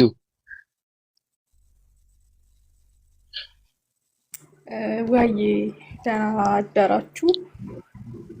እንዴት ነሽ? ደህና ነኝ። ሁሉ መልካም ነው? ሁሉ መልካም ነው። ሁሉ አሪፍ ነው? አዎ ሁሉ አሪፍ። እየተመቸሽ ነው? ምኑ ነው የሚመቸኝ? ኑሮውን ነው። እንደዛው እንዳስቀመጥከኝ ነኝ። ምንም ወደ ግራም ወደ ቀኝም አላየሁም። እያደገልሽ ነው? ምን እንዴት? አንተ ደግሞ በውስጥ የሚወራ ነው በዚህ ጋር። ኧረ እኔ ምንድን ነው በውስጥ የሚወራው እንዴ? ፈጣሪ ፀጉርሽን ነው እኔ ያልኩት። እኔ አታየውም? መጀመሪያ ወደ ጎን አታስይዥ አልከኝና ለቀኩት። አላልኩም አሉ ምስክር ብዙ ሰዎች እንዴ። አላልኩም። እኔ ስለ ፀጉር አላወራውም። አላበራፍሽ ይራፍ። እሺ እንዴት ነሽ ታዲያስ? 665 እየተመቸሽ ነው? አዎ። እና ታዲያ እንዴ ቀላል ይመቻል እንዴ? ጌታ አባቷ። አዎ እያጠናሽ ነው? እያነበብሽ ነው? ብዙ ነገር ደከመኝ፣ ግን ያምር ደከመኝ። በአጠቃላይ እኮ ነው ሁሉም ነገር ደከመኝ። በቃ ማንበብ ምናምን ላቁም ባልቻልኩ ምናምን እያልኩኝ ነው። ማንበብ ባልችል ኧረ እንዴ በዚህ ልክ ዝም ብሎ እንትን ማድረግ እኮ አለ እኮ። ይሄ ጥናት ያስፈልጋል። እዚህ ሰውማ ማንበብ አለበት ስለ ብዙ ነገር። ያ ልክ ነው እሱማ። አዎ እሺ አነባለሁ። እሺ ማንበብም አለብን። ካላነበብሽማ ያነበበ ያጭበረብርሻል እኮ። ባለማንበባችን እኮ ነው ተጨበርብረን ይኖር ነው። ብታነቢ ኖሮ ትሸወጂ ነበር እንደ ይሄን ሁሉ ዘመን ኢሊቱ። ያ እሱማ ልክ ነህ፣ ግን እኔ እንጃ በቃ አንዳንዴ የለም እዚህ ንጽጽር ሰፈር ያመጡኝ ሰዎች ቁጭ ብዬ እረግማቸዋለሁ። የምር ያ ፐርሰናል አትውሰጂዋ። እንደዛማ ከሆነ ታብጃለሽ። ጨርቀን ምትይ እንዴ እንደዛ ማለት በቃ የሆነ ምንም ባላቅ ምናምን እላለሁ። በቃ እንደ ድሮ ምንም ባላቅ የለም ስለምኑም አላቅም። ይሄ እንደ ማንኛውም ኦርቶዶክስ ነጠላዬን ለብሼ እሑድ እሑድ ቤተክርስቲያን ጧፌን እያበራሁ ብሄድ ይሻለኛል። በቃ እንዲግራ ከሚጋባ የለም የምር እንደዛ ምናምን እላለሁ አንዳንድ ቀን። በዛ ህይወት ውስጥ እያለሽ ብታልፊ ምንድን ነው የምትጠቀሚው? ማለት አሁን ለነገሩ ልክ ነሽ። በአሁኑ ሰዓት በዚህ ቅጽበት አንደኛ ይህን ሁሉ ዘመን እንዴት እንደዚህ ያሳለፍኩት የሚል ቁጭት አለ። አንድ ሁለተኛ ደግሞ ዛሬ አንቺ የገባሽ ነገር ሌሎች ሰዎች ስላልገባቸው ውስጥሽን ራሱ ያሳምምሻል አይደል እንዴ? ያ ብቻ ራሱ አንድ ሌላ ችግር ነው ማለት ያለፈው ታሪክ አለ። ከዛ ደግሞ አሁን ያለው አንቺ ከውጭ ሆነሽ ነገሩን ስታዩ ስንታሰላሲው እንዴት ይሄንን አውቄ እንዴት ሌላ ሰው እንደዚህ ይቆያል ምናምን የሚለው ደግሞ ሌላ ደግሞ ህመም ነው። እና ግን ማስታገሻ ምንም እድሜ ማራዘሚያም እየተወጋሽ ትቆይ ጥሩ ነው ብዬ አስባለሁ። ቆያለሁ ያሲል አብሽሪ። የመጨረሻውን መርፌ እንግዲህ እስክትወጊ ድረስ ከመታገስ ውጭ ሌላ አማራጭ የለሽ። አይ እኔ ማንም አይወጋኝም እኮ ጫክን አይወጋኝም። እሱን እስኪ አንወጋም ስል ነው ተውብተን የቀረ ነው። እና እስኪ እናያለን። እድሜ ይስጠን። በርቺ ግን አንብቢ። ማንበብሽ እንዳታቆሚ ለአፍታም ቢሆን። ካላነበብሽማ ጆሮሽን ይዞ ነው ሰው የሚነዳሽ። እሱማ ልክ ነህ፣ ግን ብቻ ባላውቀው ምናምን እያልኩኝ ነው አሁን ላይ የምር በጣም ግራ ከመጋባቴ ብዛት። ባለፈው ኡስታዝ ወሂድ ቤት ጥያቄ ጠይቄ ላም ስንት ጡት አላት ሲሉኝ የምር አላት እንዴት ብያቸው ሪካርዶን ሳይሆን ይሁላታኩ። አንቺ ደግሞ ሲልሻ አንቺ ደግሞ የምር እንዴ ምን ብላ ጠይቃ ነው? ባቢው ሰምተሃል? አልሰማውም። እኔ በጣም የደነገጥኩት የሆነ ሰዓት ላይ ልጅ ጥያቄ ጠይቀው አዳም ብርት አለው ብሎ ሲጠይቀው እንዴ አንተ አላቅም ነበር። እኔ ከእናት የተወለደ ነው ለካ እምብርት ያለው አይደል? እና መልሶ ኡስታዝ ወይ ሲጠይቀው አዳም እምብርት አለው ብሎ ሲጠይቀው እኔ ደነገጥኩ። ምን አይነት ሰው ነው ቢሆን? አንቺም ላምናለሽ? እስኪ ንገሪው። ጠይቄው ከዛ በሎጂክ ሊያስረዳኝ ነው እሱና አሁን ለምሳሌ ላም ስንት ጡት አላት ሲለኝ አላት እንዴ ሰላም፣ ወይኔ ጌታ ሆይ 1500 ሰው ፊት ተዋረድኩኝ። እና ያው እኔ ግን አላውቅም ነበር ይኑራት አይኑራት። ለካ ላም ትታለባለች። አይዞሽ፣ ምንም አልተዋረድሽም። ምንም አልተዋረድሽም። ሰው ቢስቅም ምን ቢልም ምንም አልተዋረድሽም። ከአሁን በፊት የማታውቂውን እውቀት ነው የጨበጥሽው። ሁላችንም ካለማወቅ ከድድብና ነው የመጣ ነው። ከእናታችን ማህፀን ስንወጣ አንዳችንም ቢሆን ምንም የማናውቅ ሆነን ንጹህ ወረቀቶች ሆነን ነው የመጣ ነው። ከጊዜ በኋላ ነው ዲቨሎፕ እያደረግን ነርቸር እያደረግን እያወቅን የምንመጣው። አውቋት ያለ አይደል እንዴ? ሳያቅ አውቄያለሁ እንኳን ዛሬ ይሄን አወቅኩኝ የሚልና ግን ደግሞ እያወቀ ጆሮ ዳባ ልበስ የሚል አለ። እና ላም 4 ጡት ነው ያላት አይደለ ባቢ? ላም 4 ጡት ነው ያላት አይደል?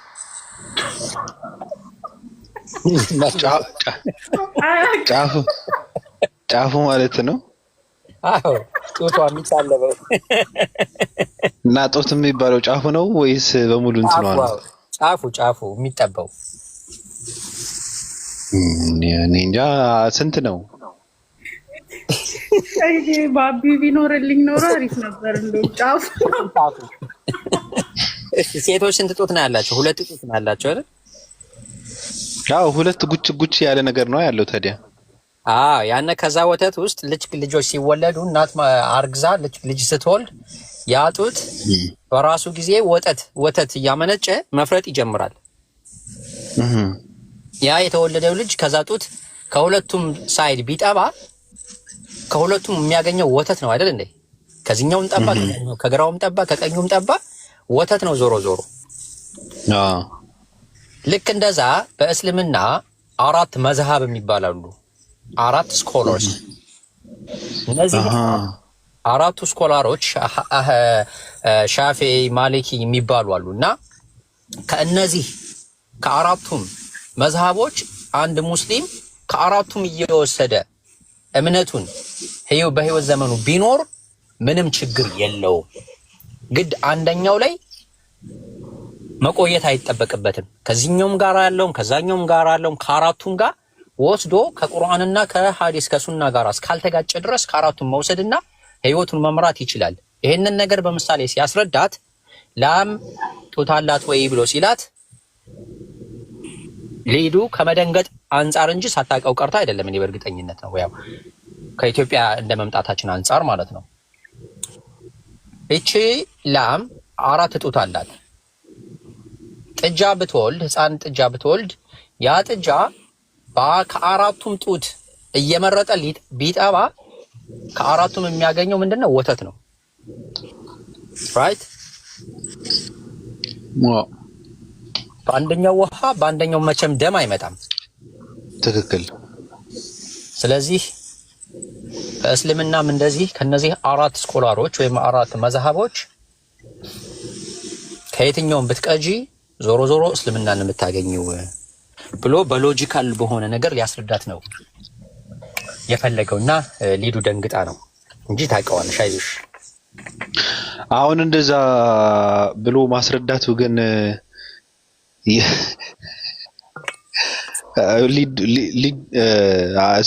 እሷ ስለሆነች ሳይሆን ሁላችንም ጋር ነው እንደዚህ አይነት ነገር የሚጠቀመውና ግን አይገባቸውም እያለ ነው እንደዚህ አይነት እንትኖች የሚጠቀመው ወይስ ምንድነው? በተወሰነም የላትም ስትለው እሱ ደነገጠ። ተይ እንጂ ሊዱ ተይ እንጂ አላት።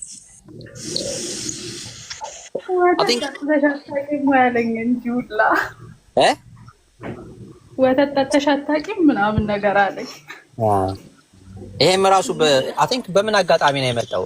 ባይብል ላይ ኢየሱስ ጡት አለው ብሎ ይናገራል። ለምሳሌ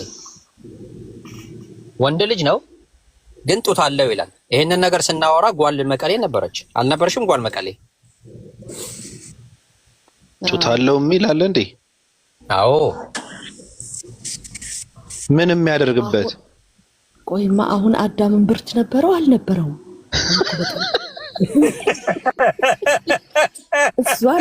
እሱን ንገሩ ነበረው አልነበረው? እንዴት ይኖረዋል?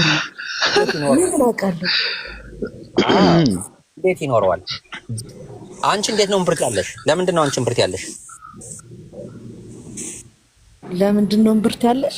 አንቺ ስትወለጂ እምብርት ይዘሽ የተወለድሽው እንዴት ነው? ለምንድን ነው? ኧረ ተወኝ እባክህ። አዳም አልነበረውም? በእናትህ ንገረኝ። ያንቺን እየጠየኩሽ ነው። አንቺ ለምንድን ነው እምብርት ያለሽ ሆነሽ የተወለድሽው? እኔ ምን አውቃለሁ? አታውቂም ለምን እምብርት እንደተሰጠኝ? እስቲ ንገረኝ። ኧረ ወይኔ ጉዴ! ፕሊዝ ቴል ሚ። እንትን ነው እንደ ይሄ ምንድን ነው እትብት ነው ምናምን እንደ የሚቆረጠው ነገር ነው። ለዛ ነው እምብርት ያለን እንጂ አይኖረንም ነበር እንዴ? ከእናታችሁ ጋር የተጣበቃችሁበት ትልቁ መጣበቂያችሁ እምብርታችሁ እኮ ነው። ተው እንጂ።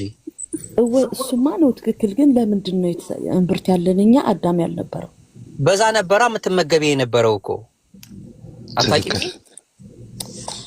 እሱማ የሚገናኝበት ከእናት እንትን ነው። ትክክል እኮ ነው። የምትገናኝበት ሳይሆን ራሱ የምትመገቢበት ነው የነበረው እኮ ሆድ ውስጥ ያለ ህፃን ልጅ። ትክክል። እሱ ግን አዳም በቃ እምብርት የለውም ነበር። እሷን ንገረኝ።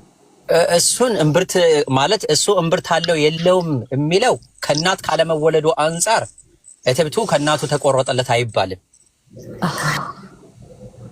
ነው ኢቨን ሔዋንም ብትሆን ማለት ነው። ሔዋንም ከአዳም ከመፈጠሯ አንጻር እምብርት አላት የላትም አይባልም። ምክንያቱም ሔዋንንና አዳምን የሚያገናኝ ኮርድ አልነበረም፣ እትብት አልነበረም። ዲነ ወረሚን አዎ ገባኝ። ሔዋንም እምብርት አልነበራትም። ስለዚህ አልነበራትም፣ ምክንያቱም አልተረገዘችም፣ በማህፀን ውስጥ አልተረገዘችም። እሺ አልነበራትም እንበልና ግን ልጅ ስትወልድ ግን አውት ኦፍ ሳምዌር እምብርት ተፈጠረ ማለት ነው።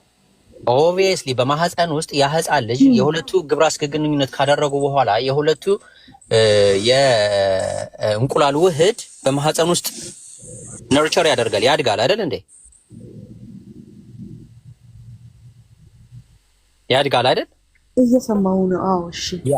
የሚያድገው ደግሞ በዛ ኮድ አማካኝነት ያ ማህፀን ያ ሼል ወይንም ያ ልጅ በማህፀን ውስጥ ሲንከባለል እና ሲያድግ የሚመገበው አንቺ ከምትበዩ ከምትጠጪው በዛ ኮድ አማካኝነት ነው።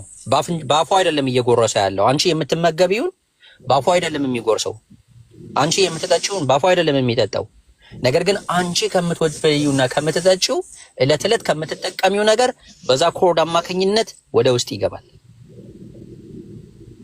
ልክ ከጊዜ በኋላ እየጠነከረ ከወር ሆድሽ እየገፋ ሲመጣ ያ ህፃን ልጅ ከእናቱ ማህፀን በኦፕሬሽንም ይሁን በናቹራል ኦርደር እናት አምጣ ስትወልደው ያ ኮድ እንዳለ ነው የሚወጣው፣ ከሷ ጋር እንደታጣበቀ ማለት ነው።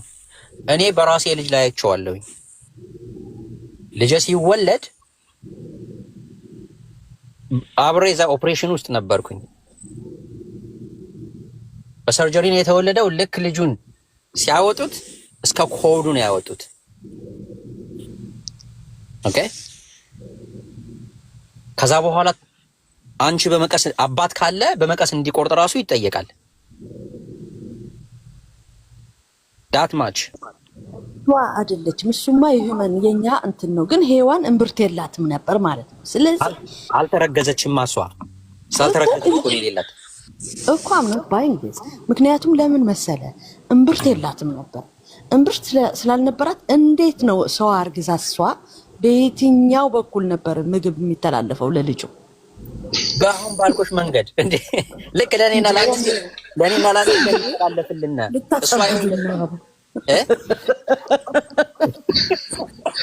ታዲያ ልጅ አንቺ ውስጥ ልጅ ሲረገዝ ካንቺ እምብርት ጋር የሚያገናኝ ምን አለው? ቃለው እኔ የምቻረግዝኩና ወርዶብኝ ረዲያ እኮ አይ የምታረግዝ ሴት ልጅ ነው እንጂ ከሷ እምብርት የሚያገናኘው ምን ነገር አለ? ከሷ እምብርት አይመገብም እኮ። አይመገብም። ቀጥሉ anyway እንዴ ባቢ በትልቁ ሆነ አንተ አይውልሽ ችግር የለም። ከእስኪ በአንድ ነገር ላሳይሽ። ምን አለ መሰለሽ አንቺ አሁን ነገ ኢንሻአላህ ወደፊት ትዳር ህጋዊ ትዳር አግብተሽ ልጅ በማህፀን ውስጥ ሲቀመጥ ኦኬ ታረግዥና ትወልጃለሽ። ልክ አርግዘሽ ትወልጂ ያ ህፃን ልጅ በማህፀን ውስጥ ያለው ህፃን ልጅ አንቺ አቮካዶም በላሽ ሽምብራም በላሽ ወተትም ጠጣሽ ያ ልጅ የሚመገበውና ነርቸር የሚሆነው ኢቭን ጸጉር ሁሉ አውጦ ነው የሚወጣው አይደል? እንደ ህፃን ልጅ ሲወጣ አይደል? አዎ እየሰማው ነው። በምን ይመስልሻል? ቅባት ተቀብቶ ተንከባክበውለት ምናምን ይሄ ቫዝሊ ምናምን ተቀብቶ አይደለም። ነገር ግን ከአንቺ ከምትመገቢው አንቺ ከምትወስጂው እሱም ከዛ በእምብርቱ በኩል ወስዶ ነው ያ የእሱ መብላትና መጠጣት መቋረጥ የሚችለው ልክ 9 ወር ሞልቶት ከአንቺ ሲወጣ ከዛ በኋላ በራሱ ምግብን በምን መውሰድ ይጀምራል? በአፉ መውሰድ ይጀምራል። ጡትሽን እየጠባ ማለት ነው። ካሁን በኋላ ኮርድ የሚባል ነገር የለም። ኦኬ እና ኢንሻአላህ መልካም ትዳር ይስጥሽ፣ ዱዓ እናደርግልሻለን። ከዛ አርግዘሽ ታይዋለሽ። እሺ ታንኪዩ እነት ቀስ ያ መጀመሪያ የነበረ ጥያቄ ግን እንትን አድርገው እስኪ ያሲው አቤት የኢየሱስ ጦት ምናምን ብለህ ያልከው እኔ እምብርት አለው የሚለው ራሱ እሱን አሁን እንትን ውስጥ እየጠየቀ ነበረ። ኢየሱስ እምብርት አለው የለውም ምናምን ብዬ ማለት ነው። ማንኛውም ልጅ በማህፀን ውስጥ የነበረ 9 ወር ተረግዞ የወጣ ኦብቪየስሊ እምብርት አለው። ከእናቱ ጋር የሚያገናኘው ሲያገናኘው የነበረ በእናቱ በኩል ሲወስድ የነበረው ነገር አለ።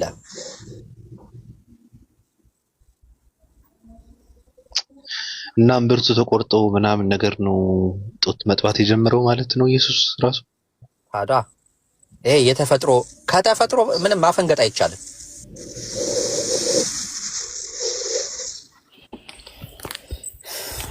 ከተፈጥሮ ማፈንገጥ አይቻልም። አይደለም የምንል ከሆነ ተፈጥሮን እየተጻረረን ነው። ጡቱ ግን ምን የሚያደርግበት ጡት ነበረው ማለት ጡት ነበረው። አው ጡት እንደ ሰው ያው ባይብሉ ሲያስቀምጠው ምን ብሎ ነው ያስቀመጠው? ማለት አማርኛ ላይ ሲተረጉሙት ምን ላይ መሰለ ያለው የዮሐንስ ራእይ ላይ ምዕራፍ 1 ቁጥር 13 ላይ እንዲህ የሚል ነገር አለ። ላንብብላችሁ። አረ ብዙ ጉድ ነው። ትናንት መቸለታ ነው ያነበብነው። እንደ ጓል መቀሌ ብዙ ነገር ነው ያየችው አይደል እንዴ? አላየሽም? ግን ጡት ነው እንደ የሚባለው የወንድ ልጅ ይብላ አይደል እንዴ? ደረት ነው የሚባለው። ነገር ግን ግሪኩ ላይ ጡት ብሎ ነው ያስቀመጠው፣ ወይም ኢቭን እንግሊዘኛው ላይ ጡት ብሎ ነው ያስቀመጠው። ነገር ግን ወገኖች ሲተረጉሙ ትርጓሜውን በሌላ መንገድ ነው የተረጎሙት። ዮሐንስ ራእይ ስንት ነው ያልከኝ ያሲው? ዮሐንስ ራእይ ምዕራፍ 1 ቁጥር 13 ላይ በመቅረዞቹ መካከል የሰው ልጅ የሚመስለውን አየሁ። እርሱም እስከ እግሩ ድረስ ልብስ የለበሰው ደረቱንም በወርቅ መታጠቂያ የታጠቀ ነበር አለ። አማርኛው ላይ ደረቱን ብሎ አስቀመጠ። እንግሊዘኛው ላይ ቼስት ብሎ አስቀመጠ። ኦኬ ግሪኩ ላይ ስንሄድ ግን የተለየ ነገር ነው የሚያስቀምጠው። ኦኬ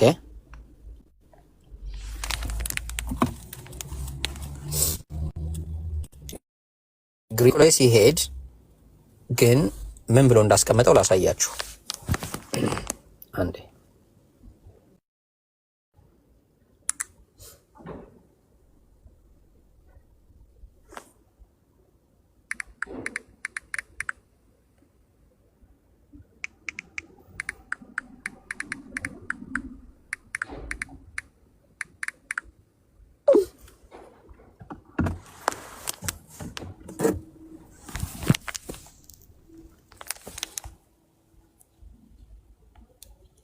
ይሄው እዚህ ጋር ይታይቃል። ብረስት ብሎ ነው ያስቀመጠው ግሪኩ ላይ። አንዴ በቃ መኪና ልነዳ ነው። እሺ ያሲው ጓል መቀሌ የት ነህ? ወይ ጉድ! ሰላም ነው። አዳ ሰምቼ ደጋግሜ ነው የሰማሁት ግጥሙን እና በጣም አሪፍ ግጥም ነው እና እዛ እንዳሉ የነበሩት ከእንደገና ደጋግሜ ነው የሰማኋቸው ግጥሞቹ እዛ እንትን ያለው እና ስክሮል እያደረኩ ሞጣ ስለ እስራኤል ነው እንደው ስማ የያዘ ፖይንት እኮ ግን እንጂ በጣም ትልቅ ነጥብ እኮ ነው የተናገረው። አዎ ይናገራል እኮ እንጂ በጣም ትክክል እኮ ነው እዛ ላይ። በጣም ግን አሳቀኝ። ለእስራኤል ነው የሞተው። ስለዚህ እኔ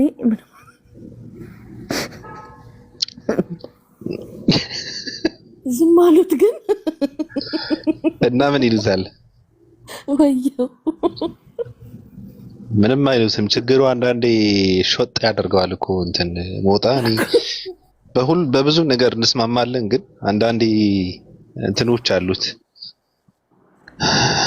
ያው ልደመር ምናምን ሲል እኔ እንትን ይለኛል። በዛ ነው አያገባኝም። ለእስራኤል የሞተው አይ ተመልሶ እንትን ያደርገዋል ራሱ እንጂ ተመልሶ ደግሞ በቃ አልፋና ኦሜጋ ኢየሱስ ክርስቶስ ምናምን ደግሞ ይላል እንትን ይላል። እንደገና የት አባቱ ምናምን ይላል።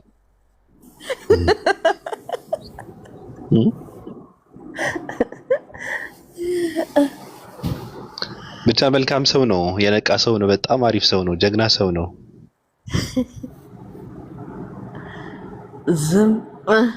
ዝም አሪፍ ነው። ዝምታ በጣም አዎ። እዚህ ጋር ሁለተኛው አካውንት አለ። እንደውም እንትን አድርገዋለሁ፣ እወጣለሁ።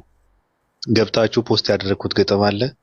ላይክም ሼርም አድርጉ። ትንሽ ከተመቻችሁ ነው፣ እሱም ካልተመቻችሁ ተውት፣ ምንም እንዳታድርጉ። እና የቱ ጋር ደረስሽ ጓል መቀሌ? ምኑ እኔ እያነበብሽ ነበረ? እያነበብኩ ነው። አሁንም ቁርአን እየተነበበ ነው። እሱም ይነበባል፣ ሁሉም ይነበባል። እያነበብሽው ነው ወይስ?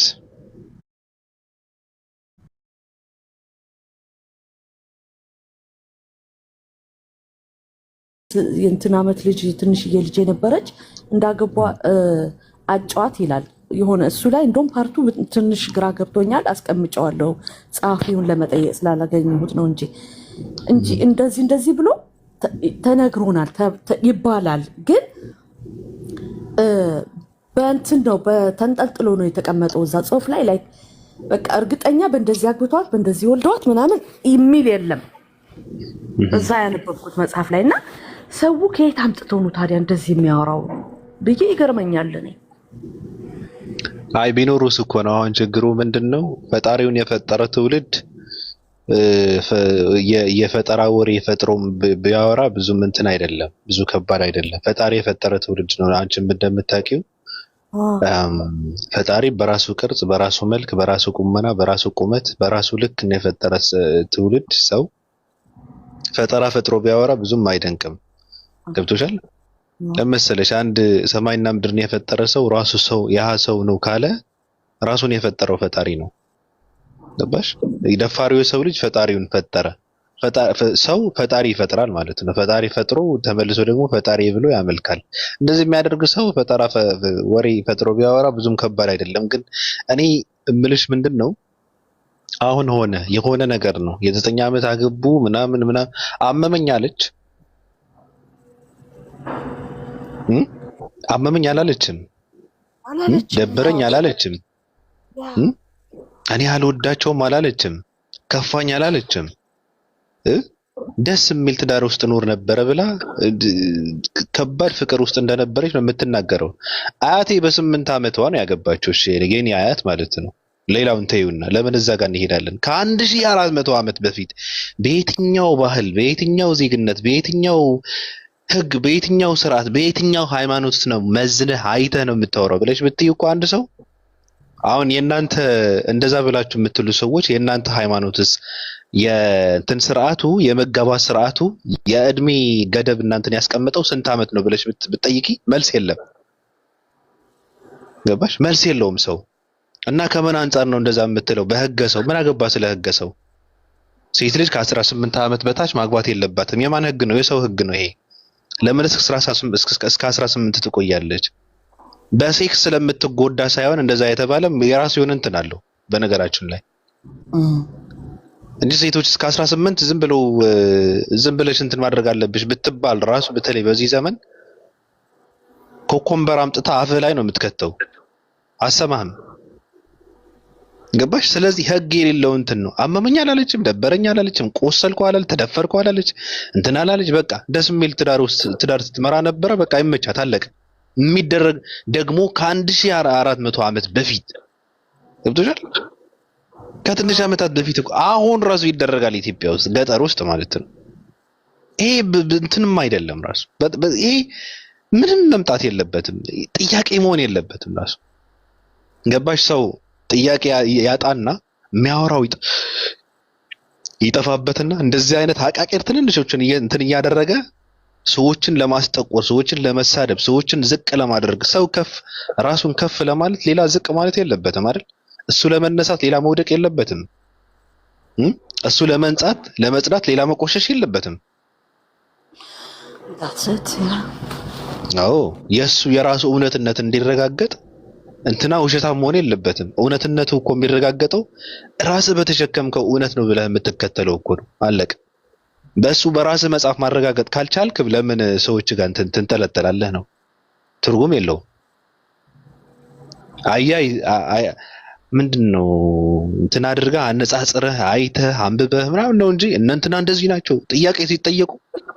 አሁን ታዝበሽ ከሆነ አንድ ሰው ይመጣና አሁን ነብዩ መሐመድ ሰው ናቸው አይደል? እንዳነበብሽው ሰው ናቸው። ሰው ነው የሚለው በቃ ሰው ናቸው። ሰው ናቸው፣ ባሪያ ናቸው። አለቀ። እንደዛ ብሎ ነው የሚያስቀምጠው።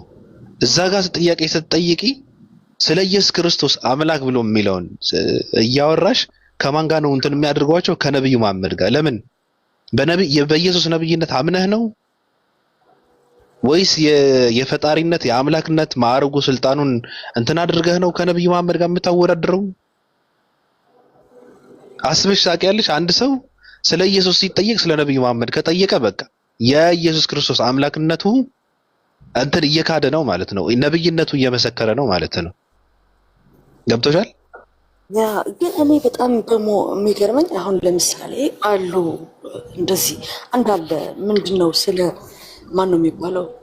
እፎይ ነው የሚባለው መሰለኝና ብዙ እውቀት የለኝም ስለሱ። ግን የሆነ ታይም ላይ መጣና አልጎሪዝሙ መጣልኝና ሳየው በቃ ብዙ ሰው አለ እዛ የነበረበት እንትንና የሚያወራው ትምህርት የሚያስተምር ትምህርት ሳይሆን ስለ ነቢይ መሐመድ እና ስለ እንትኖች በጣም እንትን ሲናገር ነበርና ከዛ እኔ ምን ጥያቄ መጣልኝ። ኦኬ ይሄ ክርስትና እምነት ተከታይ ነው፣ እስልምና ደግሞ ሌላ ሃይማኖት ነው።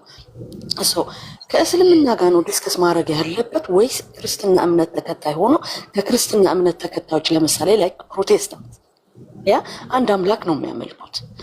እስልምና ተው፣ ምክንያቱም ኢትስ ኮምፕሊትሊ ዲፍረንት ሪሊጅን ከሁለቱም ከኦርቶዶክስ እና ከእስልምና ኢትስ ዳዝንት ሜክ ኤኒ ሴንስ። ማጥላላት ወይም ደግሞ የሆነ በቃ ጃጂንግ ወይም ደግሞ ፖይንቲንግ ፊንገርስ ኦር ሳምቲንግ ዳዝ ሜክ ኤኒ ሴንስ። ምክንያቱም ኢትስ ኮምፕሊትሊ ዲፍረንት ሪሊጅን። ስለዚህ ለምን ከፕሮቴስታንቶቹ ጋር በአንድ አምላክ የሚያምኑት በአንድ እግዚአብሔር ወይም ስላሴ የሚያምኑት ዲስከስ ያደረጉና ወደ አንድ ሃይማኖት ለመምጣት አንድ አምላክ እንዳለ አግሪ ማድረግ አይችሉም ወይ? ምክንያቱም እነዛም ፕሮቴስታንቱ ተናገር እውነቱ የሚባለውም ስለ እነሱ ያላቸው መጽሐፎችን በጣም ሲወቅስ ነው የምሰማው እኔ እጅግ በጣም እና ላይክ ያኛው ኦርቶዶክስ ደግሞ ሙስሊምን ከዛ I was lost like what is this ምንድን ነው አሁን I don't know like confusing። አንድ ሙስሊም አላህ ጌታ ነው ሲል ሰምተሽ ታውቂያለሽ? ነው አዎ። ምክንያቱ ለምን መሰለሽ? የሆነ ነገር ነው እያልክ አትደክምም ወይ እንደሆነ ለሰዎችን ለማሳመን ብዙም አትጠርም ወይ የምትጠርበት መንገድ የራሱ የሆነ መንገድ አለው። እዚህ ጋር መከራችን እየበላን ያለ ነው። ገና ናቸው እኮ አልተረጋገጠም፣ ራሱ እውቅና አላገኝም። ኢየሱስ ጌታ ነው እየተባለ የራሱ አምላክ ብለህ የምትለው አምላክነቱን ራስህ ሳታረጋግጥ እንኳን ሰው ልብህን እንኳን ገና ሳይረጋበት ሰውን ልሰብክ አትችልም። አሁን እነዛ ሰዎች አንቺ እንትን ያልሽው ሰው ስሙን ሰይጣን ይጥራውና እነሱ ጋር ሁሌ የምናወራው ምን መሰለሽ፣ ትውልድ በጣም እያበላሹት ነው። እዛ ጋር የሚገቡ ሰዎች ምንድነው እየተማሩ ያሉት ብለሽ ብትይ ምንም ጥላቻ ብቻ ነው። ገባሽ? አሁን ከነሱ ጥቅስ ተሸክመው ይሄዱና ሁሌም እንደተዋረዱ ነው። ምክንያቱም የማያውቁትን ነገር ነው። የሚገርምሽ ነገር ስለማያውቁት ነገር ነው የሚያወሩት። ሁሉም የሚያነሱት ነገር ውሸት ነው። እርግጠኛውን የምነግርሽ እንትን ምንድነው ማረጋገጥ ትችላለሽ። የሚያወሩትን እንደምንም ብለሽ ጎግል አድርገሽ እኔ ብዙ ጊዜ ነው ያረጋገጥኩት። የሚገርምሽ ነገር ስለማያውቁት ነገር ነው የሚያወሩትና ትውልዱ በጣም እየተበላሸ ነው። አንድ ክርስቲያን ቁጭ አድርገ ሙስሊምን እንዴት መጥላት እንዳለበት፣ ሙስሊም እንዴት መሳደብ እንዳለበት፣ እስልምና እንዴት ማቋሸሽ እንዳለበት እያስተማርክ ከሆነ የምትውለው ክርስትና እያጠፋው እንጂ እያለማው አይደለም። ክርስትና የሚስፋፋው በክርስትና አስተምሮ ነው አይደል? ያ እኮ ክርስትና አስተምሮ ደግሞ ትውልዱ ክርስትናን አስተምረህ ክርስትና እንዲያስተምር ካላደረግከው አንድ ሰው እስልምና ውሸት ነው በሚል ስብከት ክርስትና ሊያስፋፋ አይችልም። ትውልዱም እያስተማሩ ያሉት ከመጽሐፍ ቅዱስ አራርቀው ማለት ነው። እስልምና ውሸት ነው፣ ነብዩ መሐመድ ነብይ አይደለም፣ ሐሰተኛ ነብይ ነው እያሉ ማለት ነው። ስለማያውቁት ይሄ ነው እያስተማሩት ያሉት ትውልዱ ማለት ነው።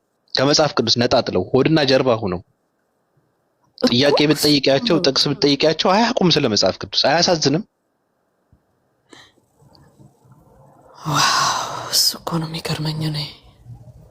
ከባድ ነው ጥላቻ በዚህ ደረጃ ለአንዱ ለምን እኔ በቃ ለምንድን ነው ዋይ ነው የምለው ሁልጊዜ። ለምን በዚህ ደረጃ ዲፕሊ ጥላቻ ዋይ ላለው ነው አይገባኝም።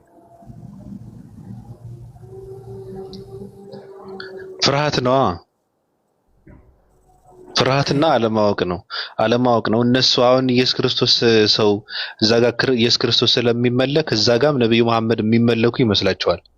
እና ምንም እንትን ባላደረጉ ነብዩ መሐመድ ዝም ብለው ቅጥቅጥ ያደርጓቸዋል። ምን አደረጉ ብትያቸው ምንም እንደውም መጽሐፉ የሚለው ከእርሱ በፊት ለነበሩ ነብያቶችም እውቅና የሰጠ ብሎ ነው የሚያስቀምጣቸው ማለት ነው። ገባሽ? አሁን ነብዩ መሐመድ ስለ ኢየሱስ ክርስቶስ ቢጠየቁ እንዲህ የተከበረ ሰው ነው የተከበረ ነብይ ነው ብለው ከመናገር ሌላ ነገር እኮ እንትን አይሉ። እኔም የሱ እንትን ነው የምከተለው የሱ አስተምሮ ነው እንትን ላደርግን የመጣሁት ላስቀጥል እንጂ ሌላ ምንም እንትን የለውም። ለምንድን ነው የምትጠላው ብለሽ ብትያቸው በቃ ምንም አያውቁም። ለምንድን ነው የምትጠሏቸው? ምን ስላደረጉ? ምንም አንዳንድ ሰዎች አንዳንድ ሰዎች ቁርአን ይላሉ ምንድነው አምላክ ሰው ነው ያሉ ሰዎች ረገምናቸው፣ ክርስቲያኖች ረገምናቸው ይላል አሉ። መረገም ምን እንደሆነ ታውቂያለሽ? እሺ መረገም ማለት ከምንድን ነው? ከበረከቱ ከጥሩ ነገሩ መባረር ማለት ነው መረገም። ገባሽ? አሁን እናንተ ስህተት ላይ ነው ያላችሁ ብሎ የመጣውን ሃይማኖት እውቅና እንዲሰጣቸው ይፈልጋሉ ክርስቲያኖች፣ ወይ እስልምና ጋር ያለውን ገነት እንዲገቡ ይፈልጋሉ ክርስቲያኖች።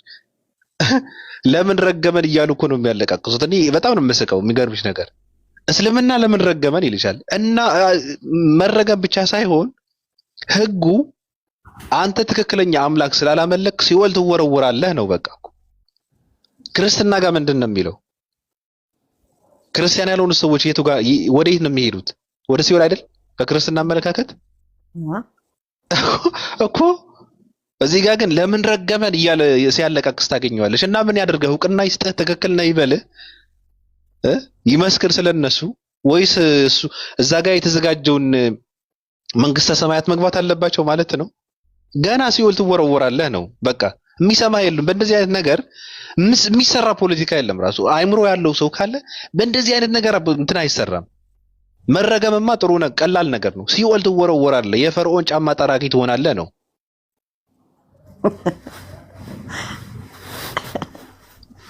ከባድ ነው። ለምን ረገመን? ረገምናቸው ይላል ይልጃል።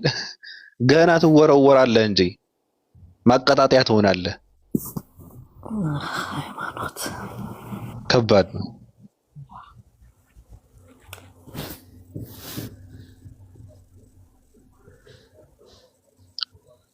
እና እነዚህ ሰዎች የሚገርምሽ ነገር ከክርስትናም ሆድና ጀርባ ናቸው።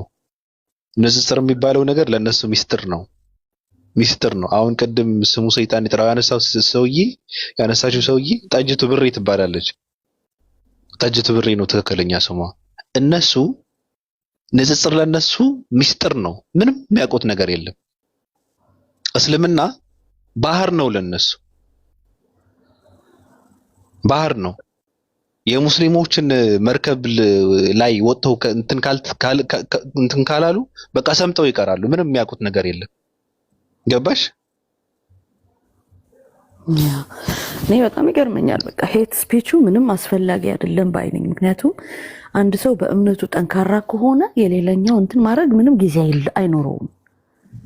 እምነቱን እንዳልከው ነው በማስተማር በማስፋፋት ላይ ቢዚ ይሆናል እንጂ ቁጭ ብሎ ጊዜውን መስዋዕት አድርጎ ምናምን ስለሌላኛው እንትን I don't see the point። ምንም ነጥቡ ምንም አይታየኝም። ምን ይሄን ቁጭ ብሎ በቃ እዛ ጋር ሃይማኖቶች ሲለኩ ሙስሊሞቹ ጋራ በእስልምና መነጽር ነው የሚያዩቸው ሃይማኖቶቹ ማለት ነው። ኦኬ። እዛ ጋር ደግሞ ስትይዝ በጣም የሚያሳዝን ነገር የኢየሱስ ክርስቶስ ማንነቱ የሚታየው በነብዩ መሐመድ ማንነት ነው የሚለካው። ራሳቸውን የሚለኩት ማለት ነው። ለምን ብለሽ ካልሽ ኢየሱስ እኮ ከወንድ አይደለም የተወለደው፣ አያችሁ ነብዩ መሐመድ ግን ከወንድ ነው የተወለደው ብለው ያወራሉ። ማብልቲ ራሳቸው ክርስቲያኖች። እኔ እኮ ሰው ልብ አላለም እንጂ እኮ እነሱ የሚሄዱበትን መንገድ በጣም ነው የሚያስቀው። የኢየሱስ ክርስቶስ ማንነቱ በነብዩ መሐመድ ማንነት ክርስቲያኑ ራሱ ሲለካው ታገኘዋለሽ። አያሳዝንም? አያሳዝንም? ተርስኪርዲያ እንትን ነው። አይ በቃ እንዳልከው ነው፣ አለማወቅ ነው እንጂ ሰው ቢያቅ ቢገባው ኖሮ I don't think that እንደዚህ ያህል እንትን አድርጎ የአንዱን እንትን የሚያበሳብስ አይመስለኝም። ካለማወቅ የተነሳ ነው ብዬ ነው የማምነው እኔ። ምክንያቱም just because ብዙ ሰው ስለሰማው ትክክል ነው ማለት አይደለም። ግን like I don't know, it's crazy, it's just crazy። አንዱን ያጣጥላልና ለምንድን ነው በቃ ሃይማኖቱን ማስፋፋት ከሆነ ጎሉ በቃ ላይ ጥሩ ነገር አስተምርና ሰው ስበክ፣ ጥሩ ነገር ይመጣል እንጂ መጥፎ ለነገሩ እኛ እንደዛ ነን። መጥፎ የሚነገርበትን ብለን እያዳመጥን አይደለን። ካለማወቅም ነው። ትክክል ነው እኮ ህዝቡ ምንም ሳያውቅ በቃ እንትን ይላል። ከዛ ዋው እኔ ስጠይቅ ራሱ ትናንትና ምንድን ነው ያለኝ አንዱ የሆነ ነገር እንደዚህ ነው የሚለው መጽሐፉ ስል አንዷ ማቃት ልጅ አንቺ በቃ የሙስሊሞች አሽቃባጭ ነሽ አለችኝና በምን አይነት መልኩ ነው አሽቃባጭ መባለው? እንዴት ነው ማለት መጽሐፍ ያለው የነገርኩሽ ላይክ እዚህ ላይ ያለው ጽሁፉ ነው የተጻፈውን እኔ ፈጥሬ አይደለም። ስለዚህ ሀው ማይ አሽቃባጭ መሆኑ በምን አይነት አባባል ነው? ስለጠየቅሽ ነው። ላይክ ኦ ጋድ አንድ ፓስተር ከታች ለምን ጠፋሽ እያለች ነው። ማን ነው ደግሞ? አይ ፓስተሮች፣ ኧረ እኔ ኧረ ወደሳ ቅርብኛ ነኝ ስጠይቅ እንትን በቃ ማለት ስጠይቅ ጥያቄ እንደዚህ ነው ብለህ ስጠይቅ የሆነ በቃ የሚመለሱበት ከመጽሐፍ ውስጥ ካለው የተለያየ ነገር አይ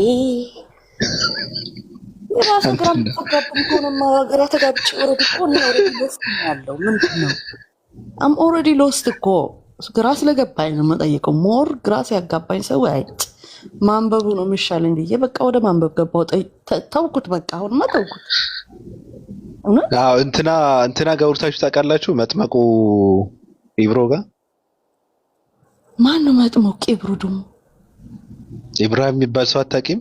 ኢብራሂም እሱ አዎ አውርታችሁ አዎ ቀጠሮ ሰጥተሽኝ ያለች ነው ራሱ እንትን ተባብላችሁ ነበር። እኔ እሱን ልጠይቀው ነበር። አዎ ቀጠሮ ግን በቃ ላይክ እንትን ሆንኩኝ። ትናንትና እንደውም ጊዜ ወስጄ ነበር ይሄንን አንደርስታንድ ለማድረግ ምንም ስላልገባም ቁጭ ብዬ በቃ ላይክ መጽሐፎችን ይዤ እያነበብኩ እያወራሁ ሰዎች ጋር እየተነጋገርኩ ነበርና አላገኘሁትም እንጂ አዎ ደስ ይለኛል። አቡበክር በተለይ ባገኘው ደስ ይለኛል። መጽሐፉ ላይ ትንሽ አንድ ጥያቄ አለችኝ። እሱ የጻፈው እነሱ ብዙዎች ናቸው፣ በስነ ስርዓት ነው የሚመልሱት እነሱ።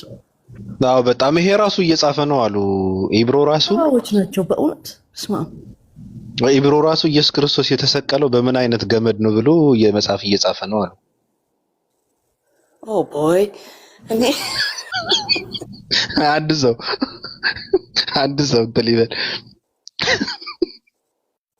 አይ ቆይ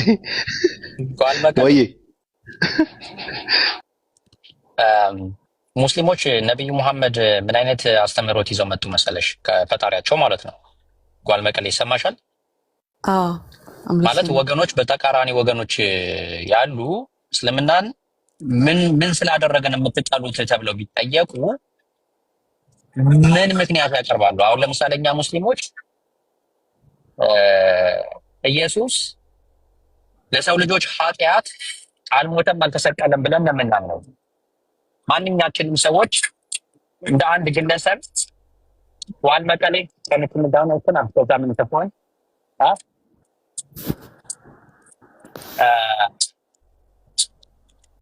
አንቺ ኃጢአት ብትሰሪ ለዛ ኃጢአት ማን ነው መክፈል ያለበት? አንቺ ነሽ መክፈል ያለሽበት ነው የምንለው የኛ አቋም ማለት ነው። ጓል መቀሌ መክፈል ያለበት ጓል መቀሌ ነች እንጂ ለአንቺ ሌላ ሰው ሊከፍልልሽ ሊሞትልሽ ደግሞ ሊፈስልሽ አይገባም ነው። ነፍስ ወከፍ ያንዳንዳችን ለራሳችን ሪስፖንሲቢሊቲ እንሆን የእስልምና አቋም ነው። የተከበረው ኢየሱስ ለማንም መክፈል የለበትም። ገዝተት አይደለም የት ይጀመራል።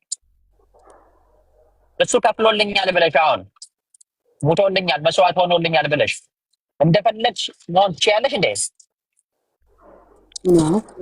የእሱ ክፍያ እንደፈለግሽ መሆን መቻል ነበረብሽ አይደል እንዴ? አክቹዋሊ ከሞተልኝ ያው በቃ ኦልሬዲ ተከፍሎልኛል። ስለዚህ ኦልሬዲ ነፃ ሆኛለሁ። ይሄን ከተከፈለልሽ ተከፈለልሽ ነው። እንደፈለግሽ መሆን መቻል አለብሽ። ያ አይ እንደፈለግሽ መቻ የተከፈለልሽ ነገር እንደፈለግሽ መቻ እንድትሆኝ የማያደርግሽ ከሆነ ምን ጥቅም አለው? ምኑ ነው የተከፈለልሽ ታዲያ? እኛ ግን እያንዳንዱ ሰው በነፍስ ወከፍ ሪስፖንሲቢል ይሆን ነው። ለራሱ ጥፋት ራሱ ይሸከም ነው። ኢየሱስን እኮ ገደሉት፣ ሰቀሉት፣ ደሙን አፈሰሱት የሚሉት እኮ ጠላቶቹ የእሱ ጠላቶች ናቸው አይደል እንዴ የገደሉት? እኛ ደግሞ እነሱ ጠላቶቹ አልገደሉትም፣ አልሰቀሉትም፣ አልገረፉትም፣ ጫፉን አልደረሱበትም። ነገር ግን ወገኖች ምን አደረጉ? ኢቭን ጠላቶቹ እንኳን የእሱ ጠላቶች ናቸው የሚባሉት ገድለውት ብለው ያን መገደሉን ደግሞ ምን አደረጉ? ለሰው ልጆች ኃጢአት ማስተሰሪያ ነው ብለው ይዘው መጡ።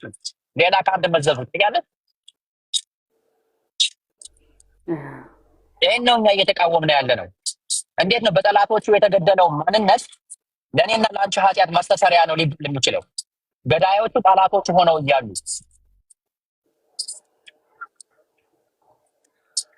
መሞትን ሳይፈልግ መገደልን ሳይፈልግ የተገደለው ማንነት እንደነሱ አባባል መሞትን ሳይፈልግ ይህች ጽዋ ከኔ ትለፍ እያለ እየተናገረ ግን ጠላቶቹ እስቲ ገድለውታል ብለው እዛ ለሐሰንና ለጓል መቀሌ ነው የተገደለው ለነሱ ኃጢአት ማስተሰሪያ ነው ብለው ሌላ እስክርቢቶና ወረቀት ይዘው መጥተው ፈርሙ ይሉሻል።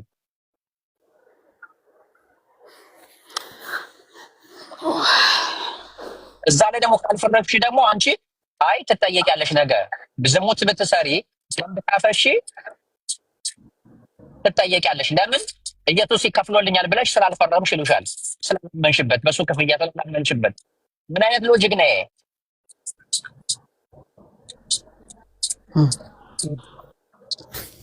አንቺ አሁን ካለሽበት ሀገር ትኬት ቆርጬ ጓል መቀሌ ትኬት ቆርጬልሻለሁ ካለሽበት ሀገር በዚህ ሰዓት በዚህ ጊዜ ላይ ወደ አዲስ አበባ ተቆርጦልሻል።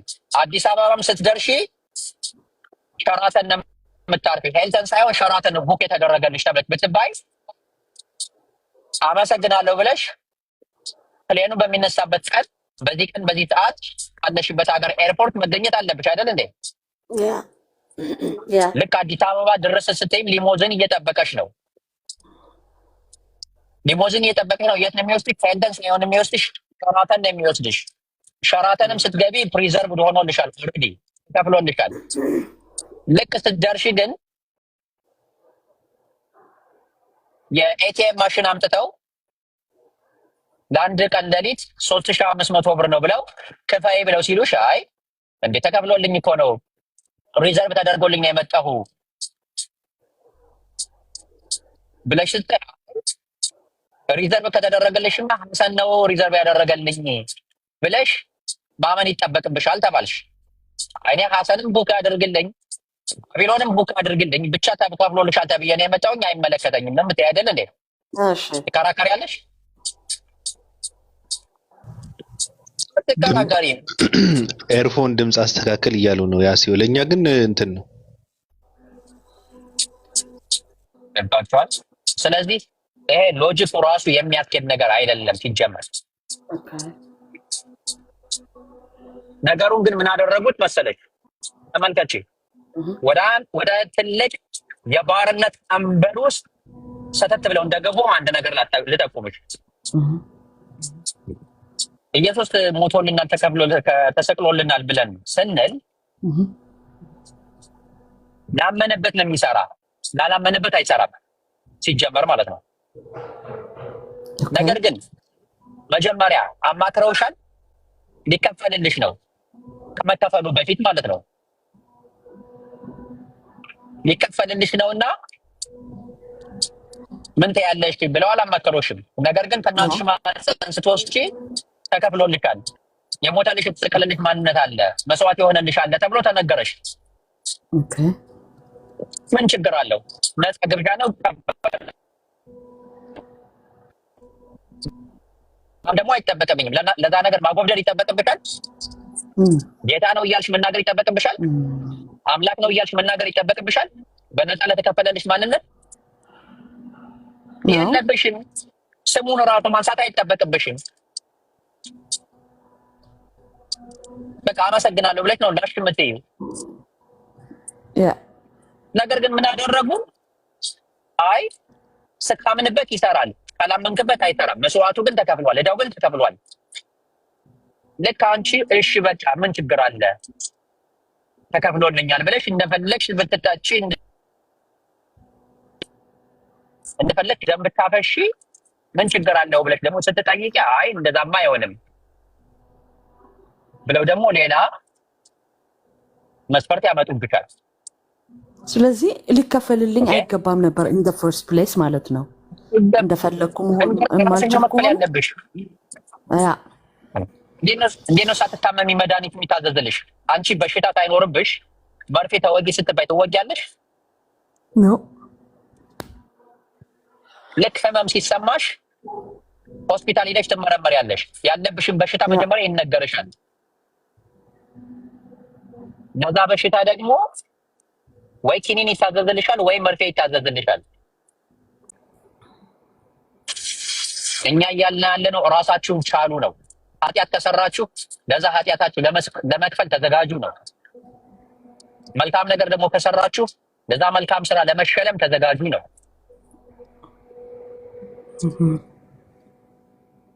በቃ ኢየሱስ ለማንም አልከፈለም። ምንድነው አሁን የችግሩ? እንዲሁም ለኢየሱስ እኮ ጥብቅና መቆም ማለት ብሎ ማለት እኮ የእሱን ደህንነት መጠበቅ አይደል እንዴ? እሱን ማክበር ማለት እኮ አይ እሱ ለኛ መሞት የለበትም ብሎ መከራከር ነው። ከዚህ በላይ እሱን ማክበር ይገኛል እንዴ በምድር ላይ? ጠላቶቹ ደሙን አፍስሰውታል ብሎ መናገር ነው እንዴ እሱን ማክበር? እንዴት እንደዛ ይሆናል?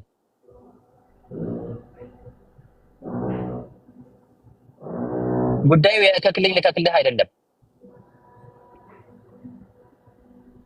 አንቺ መስዋዕት ከሆንሽልኝ ምን ችግር አለ? ደስ ይለኛል። እኔ ሐሰን እኔ አንተ ወንጀል ሰርተሃል እኔ ልክፈልልህ ብለሽ መጥተሽ አማከርሽ፣ አመሰግናለሁ በጸጋ። እንዲያውም እኔ በጣም ጨንቆኝ ነበረ። ከከፈልሽልኝማ እሺ ደግ ጸሎት አደርግልሻለሁ። እንዴ ችሎታውን ትዕግስቱን እንዲሰጥሽ ስትገረፊ ወይም ወደ ሞት ስትሄጂ እንዲያው ጸሎት አደርግልሻለሁ። እኔ ቤተሰብ አለኝ፣ ልጅ አለኝ ማሳድገው፣ እናት አባት አለኝ የምጠውረው። በህይወት መቆየት እፈልጋለሁ። ባደረኩት ነገር መጠየቅ አልፈልግም። ጓል ከከፈለችልኝ ምን ችግር አለው ብዬ ደስ ይለኛል። ነገር ግን አንቺ ከፍልልሃለሁ ብለሽ መጥተሽ ስትነግሪኝ አይ አመሰግናለሁ ጓል መቀሌ ጥፋተኛው እኔ ነኝ እንዴው መጣሽ እንኳን ልክፈልልህ ብለሽ ማለትሽ እንዳደረግሽው ቁጥር ነው ብዬ አንቺን መመለስ እችላለሁ? አልችልም? ይችላል። ጥፋተኝነቴን አምኜ ራሴ ነኝ መክፈል ያለብኝ ስል ማለት ነው። ያ ነው ጉዳዩ እዚህ ላይ። ነገር ግን ምን አደረጉና ተከፍሎላችኋል። እሺ ተከፍሎልናል ብለን ስንል ከፈረምነ በኋላ ለዛ ነገር ምን እንደሆነን እኛ ተገዥ ሆንን፣ ባሪያ ሆንን፣ አንገታችን ላይ ቀንበር አጠለቅን።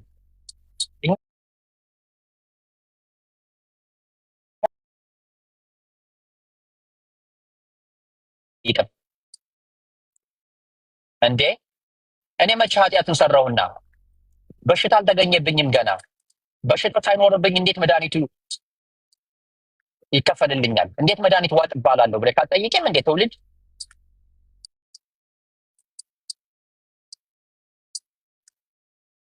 እስልምናን የሚጠሉበት አንድም ምክንያት የላቸውም፣ የራሳቸው ስሜት እንጂ። ኢየሱስን እኛ እንወደዋለን፣ እንደ አይናችን ብሌን ነው የምናየው። ዝንብ እንኳን እንዲያርፍበት አንፈቅድም። ዝንብ ታውቂያለሽ? በእኛ የተነሳ እሱ ላይ ዝንብ እንዲያርፍበት አንፈልግም። ይሄን ያክል እንወደዋለን፣ እናከብረዋለን። ለራሳችን ኃጢአት እኛ ራሳችንን መክፈል እንችላለን ብለን የምንንቀሳቀስ ሰዎች ነን። የተከበረ ነብይ ነው።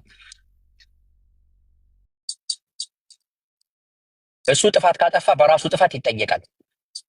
ጽድቅም ከሰራ በዛ ጽድቅ እሱ ነው የሚሸለመው፣ እኛ አይደለም የምንሸለመው።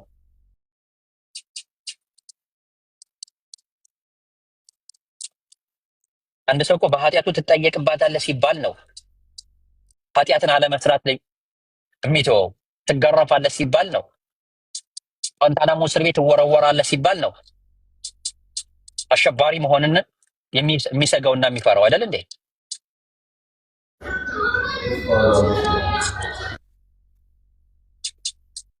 ስለዚህ እራሳችሁን ቻሉ ነው። ይሄ እስልምና አቋም ነው። ፈጣሪ ፍትሃዊ አምላክ ነው እንዴ? ሌላ ሰው በሰራው አንድያ ልጁ የሚለውን እንዴት ነው ሊያስገድል የሚችለው? አስባችሁት? አንድ ድርጅት እየሞላ አንቺ ድርጅት ከፍተሽ እያስተዳደርሽ ሰራተኛ ቀጥረሽ ሰራተኞች ማሽን እየሰበሩ ሲያስቸግሩሽ ደግ አደረጋችሁ፣ ተውት፣ ካምፓኒው ይዘጋ፣ ማሽኑ ይሰበር፣ ምንም ችግር የለውም። እንዲያውም ማሽኑን የሰበሩና ድርጅቱን ያከሰሩ ሰዎችን ሸለምሻቸው። ጭራሽ መሸለም ብቻ አይደለም ልጅሽን አምጥተሽ መስዋዕት አድርግሽላቸው። እንዴ ድርጅቱን ያከሰሩትን ሰራተኞች እኮ ነው ጓል መቀሌ ድርጅቱን እንዲዘጋ ምክንያት የሆኑትን ሰዎች ደግ አደረጋችሁ። ደግ አደረጋችሁ ማለትሽ ብቻ ሳይሆን ኖ ይሄው ልጅን እናንተ ላጠፋችሁ ጥፋት የኔ ልጅ መስዋዕት ይሆንላችኋል ብለሽ ልጅሽን አምጥተሽ መስዋዕት ስታደርጊ ይሄ አሁን ለአእምሮ ይቀበለዋል ጓል መቀሌ ነው አይቀበለውም እንዴ? ድርጅትሽን ያከሰሩ ሰዎች እንዲዘጋ ያደረጉ ማሽን የሰበሩ ሰዎች ሰራተኞችን ማስጠንቀቂያ እየሰጠሽ አልሰሙ ካሉ በሌላ ሰራተኛ ትቀይሪያቸዋለሽ ወይስ ደግ አደረጋችሁ ብለሽ ጭራሽ ትሸልሚያቸዋለሽ ልጆችሽን ሰራተኞችን ጓል መቀሌ ጭራሽ እንዳይነሽ ብሌ የምትሳስሽለትን ልጅሽን አምጥተሽ በአደባባይ ታስገርፊዋለሽ ድርጅቱን ላከሰሩ ሰራተኞች ማለት ነው። ይሄ አይነፋም። ይሄ ምንም እንትን የሚል አይደለም። በቃ ባቢ እኔ ጨርሻለሁ።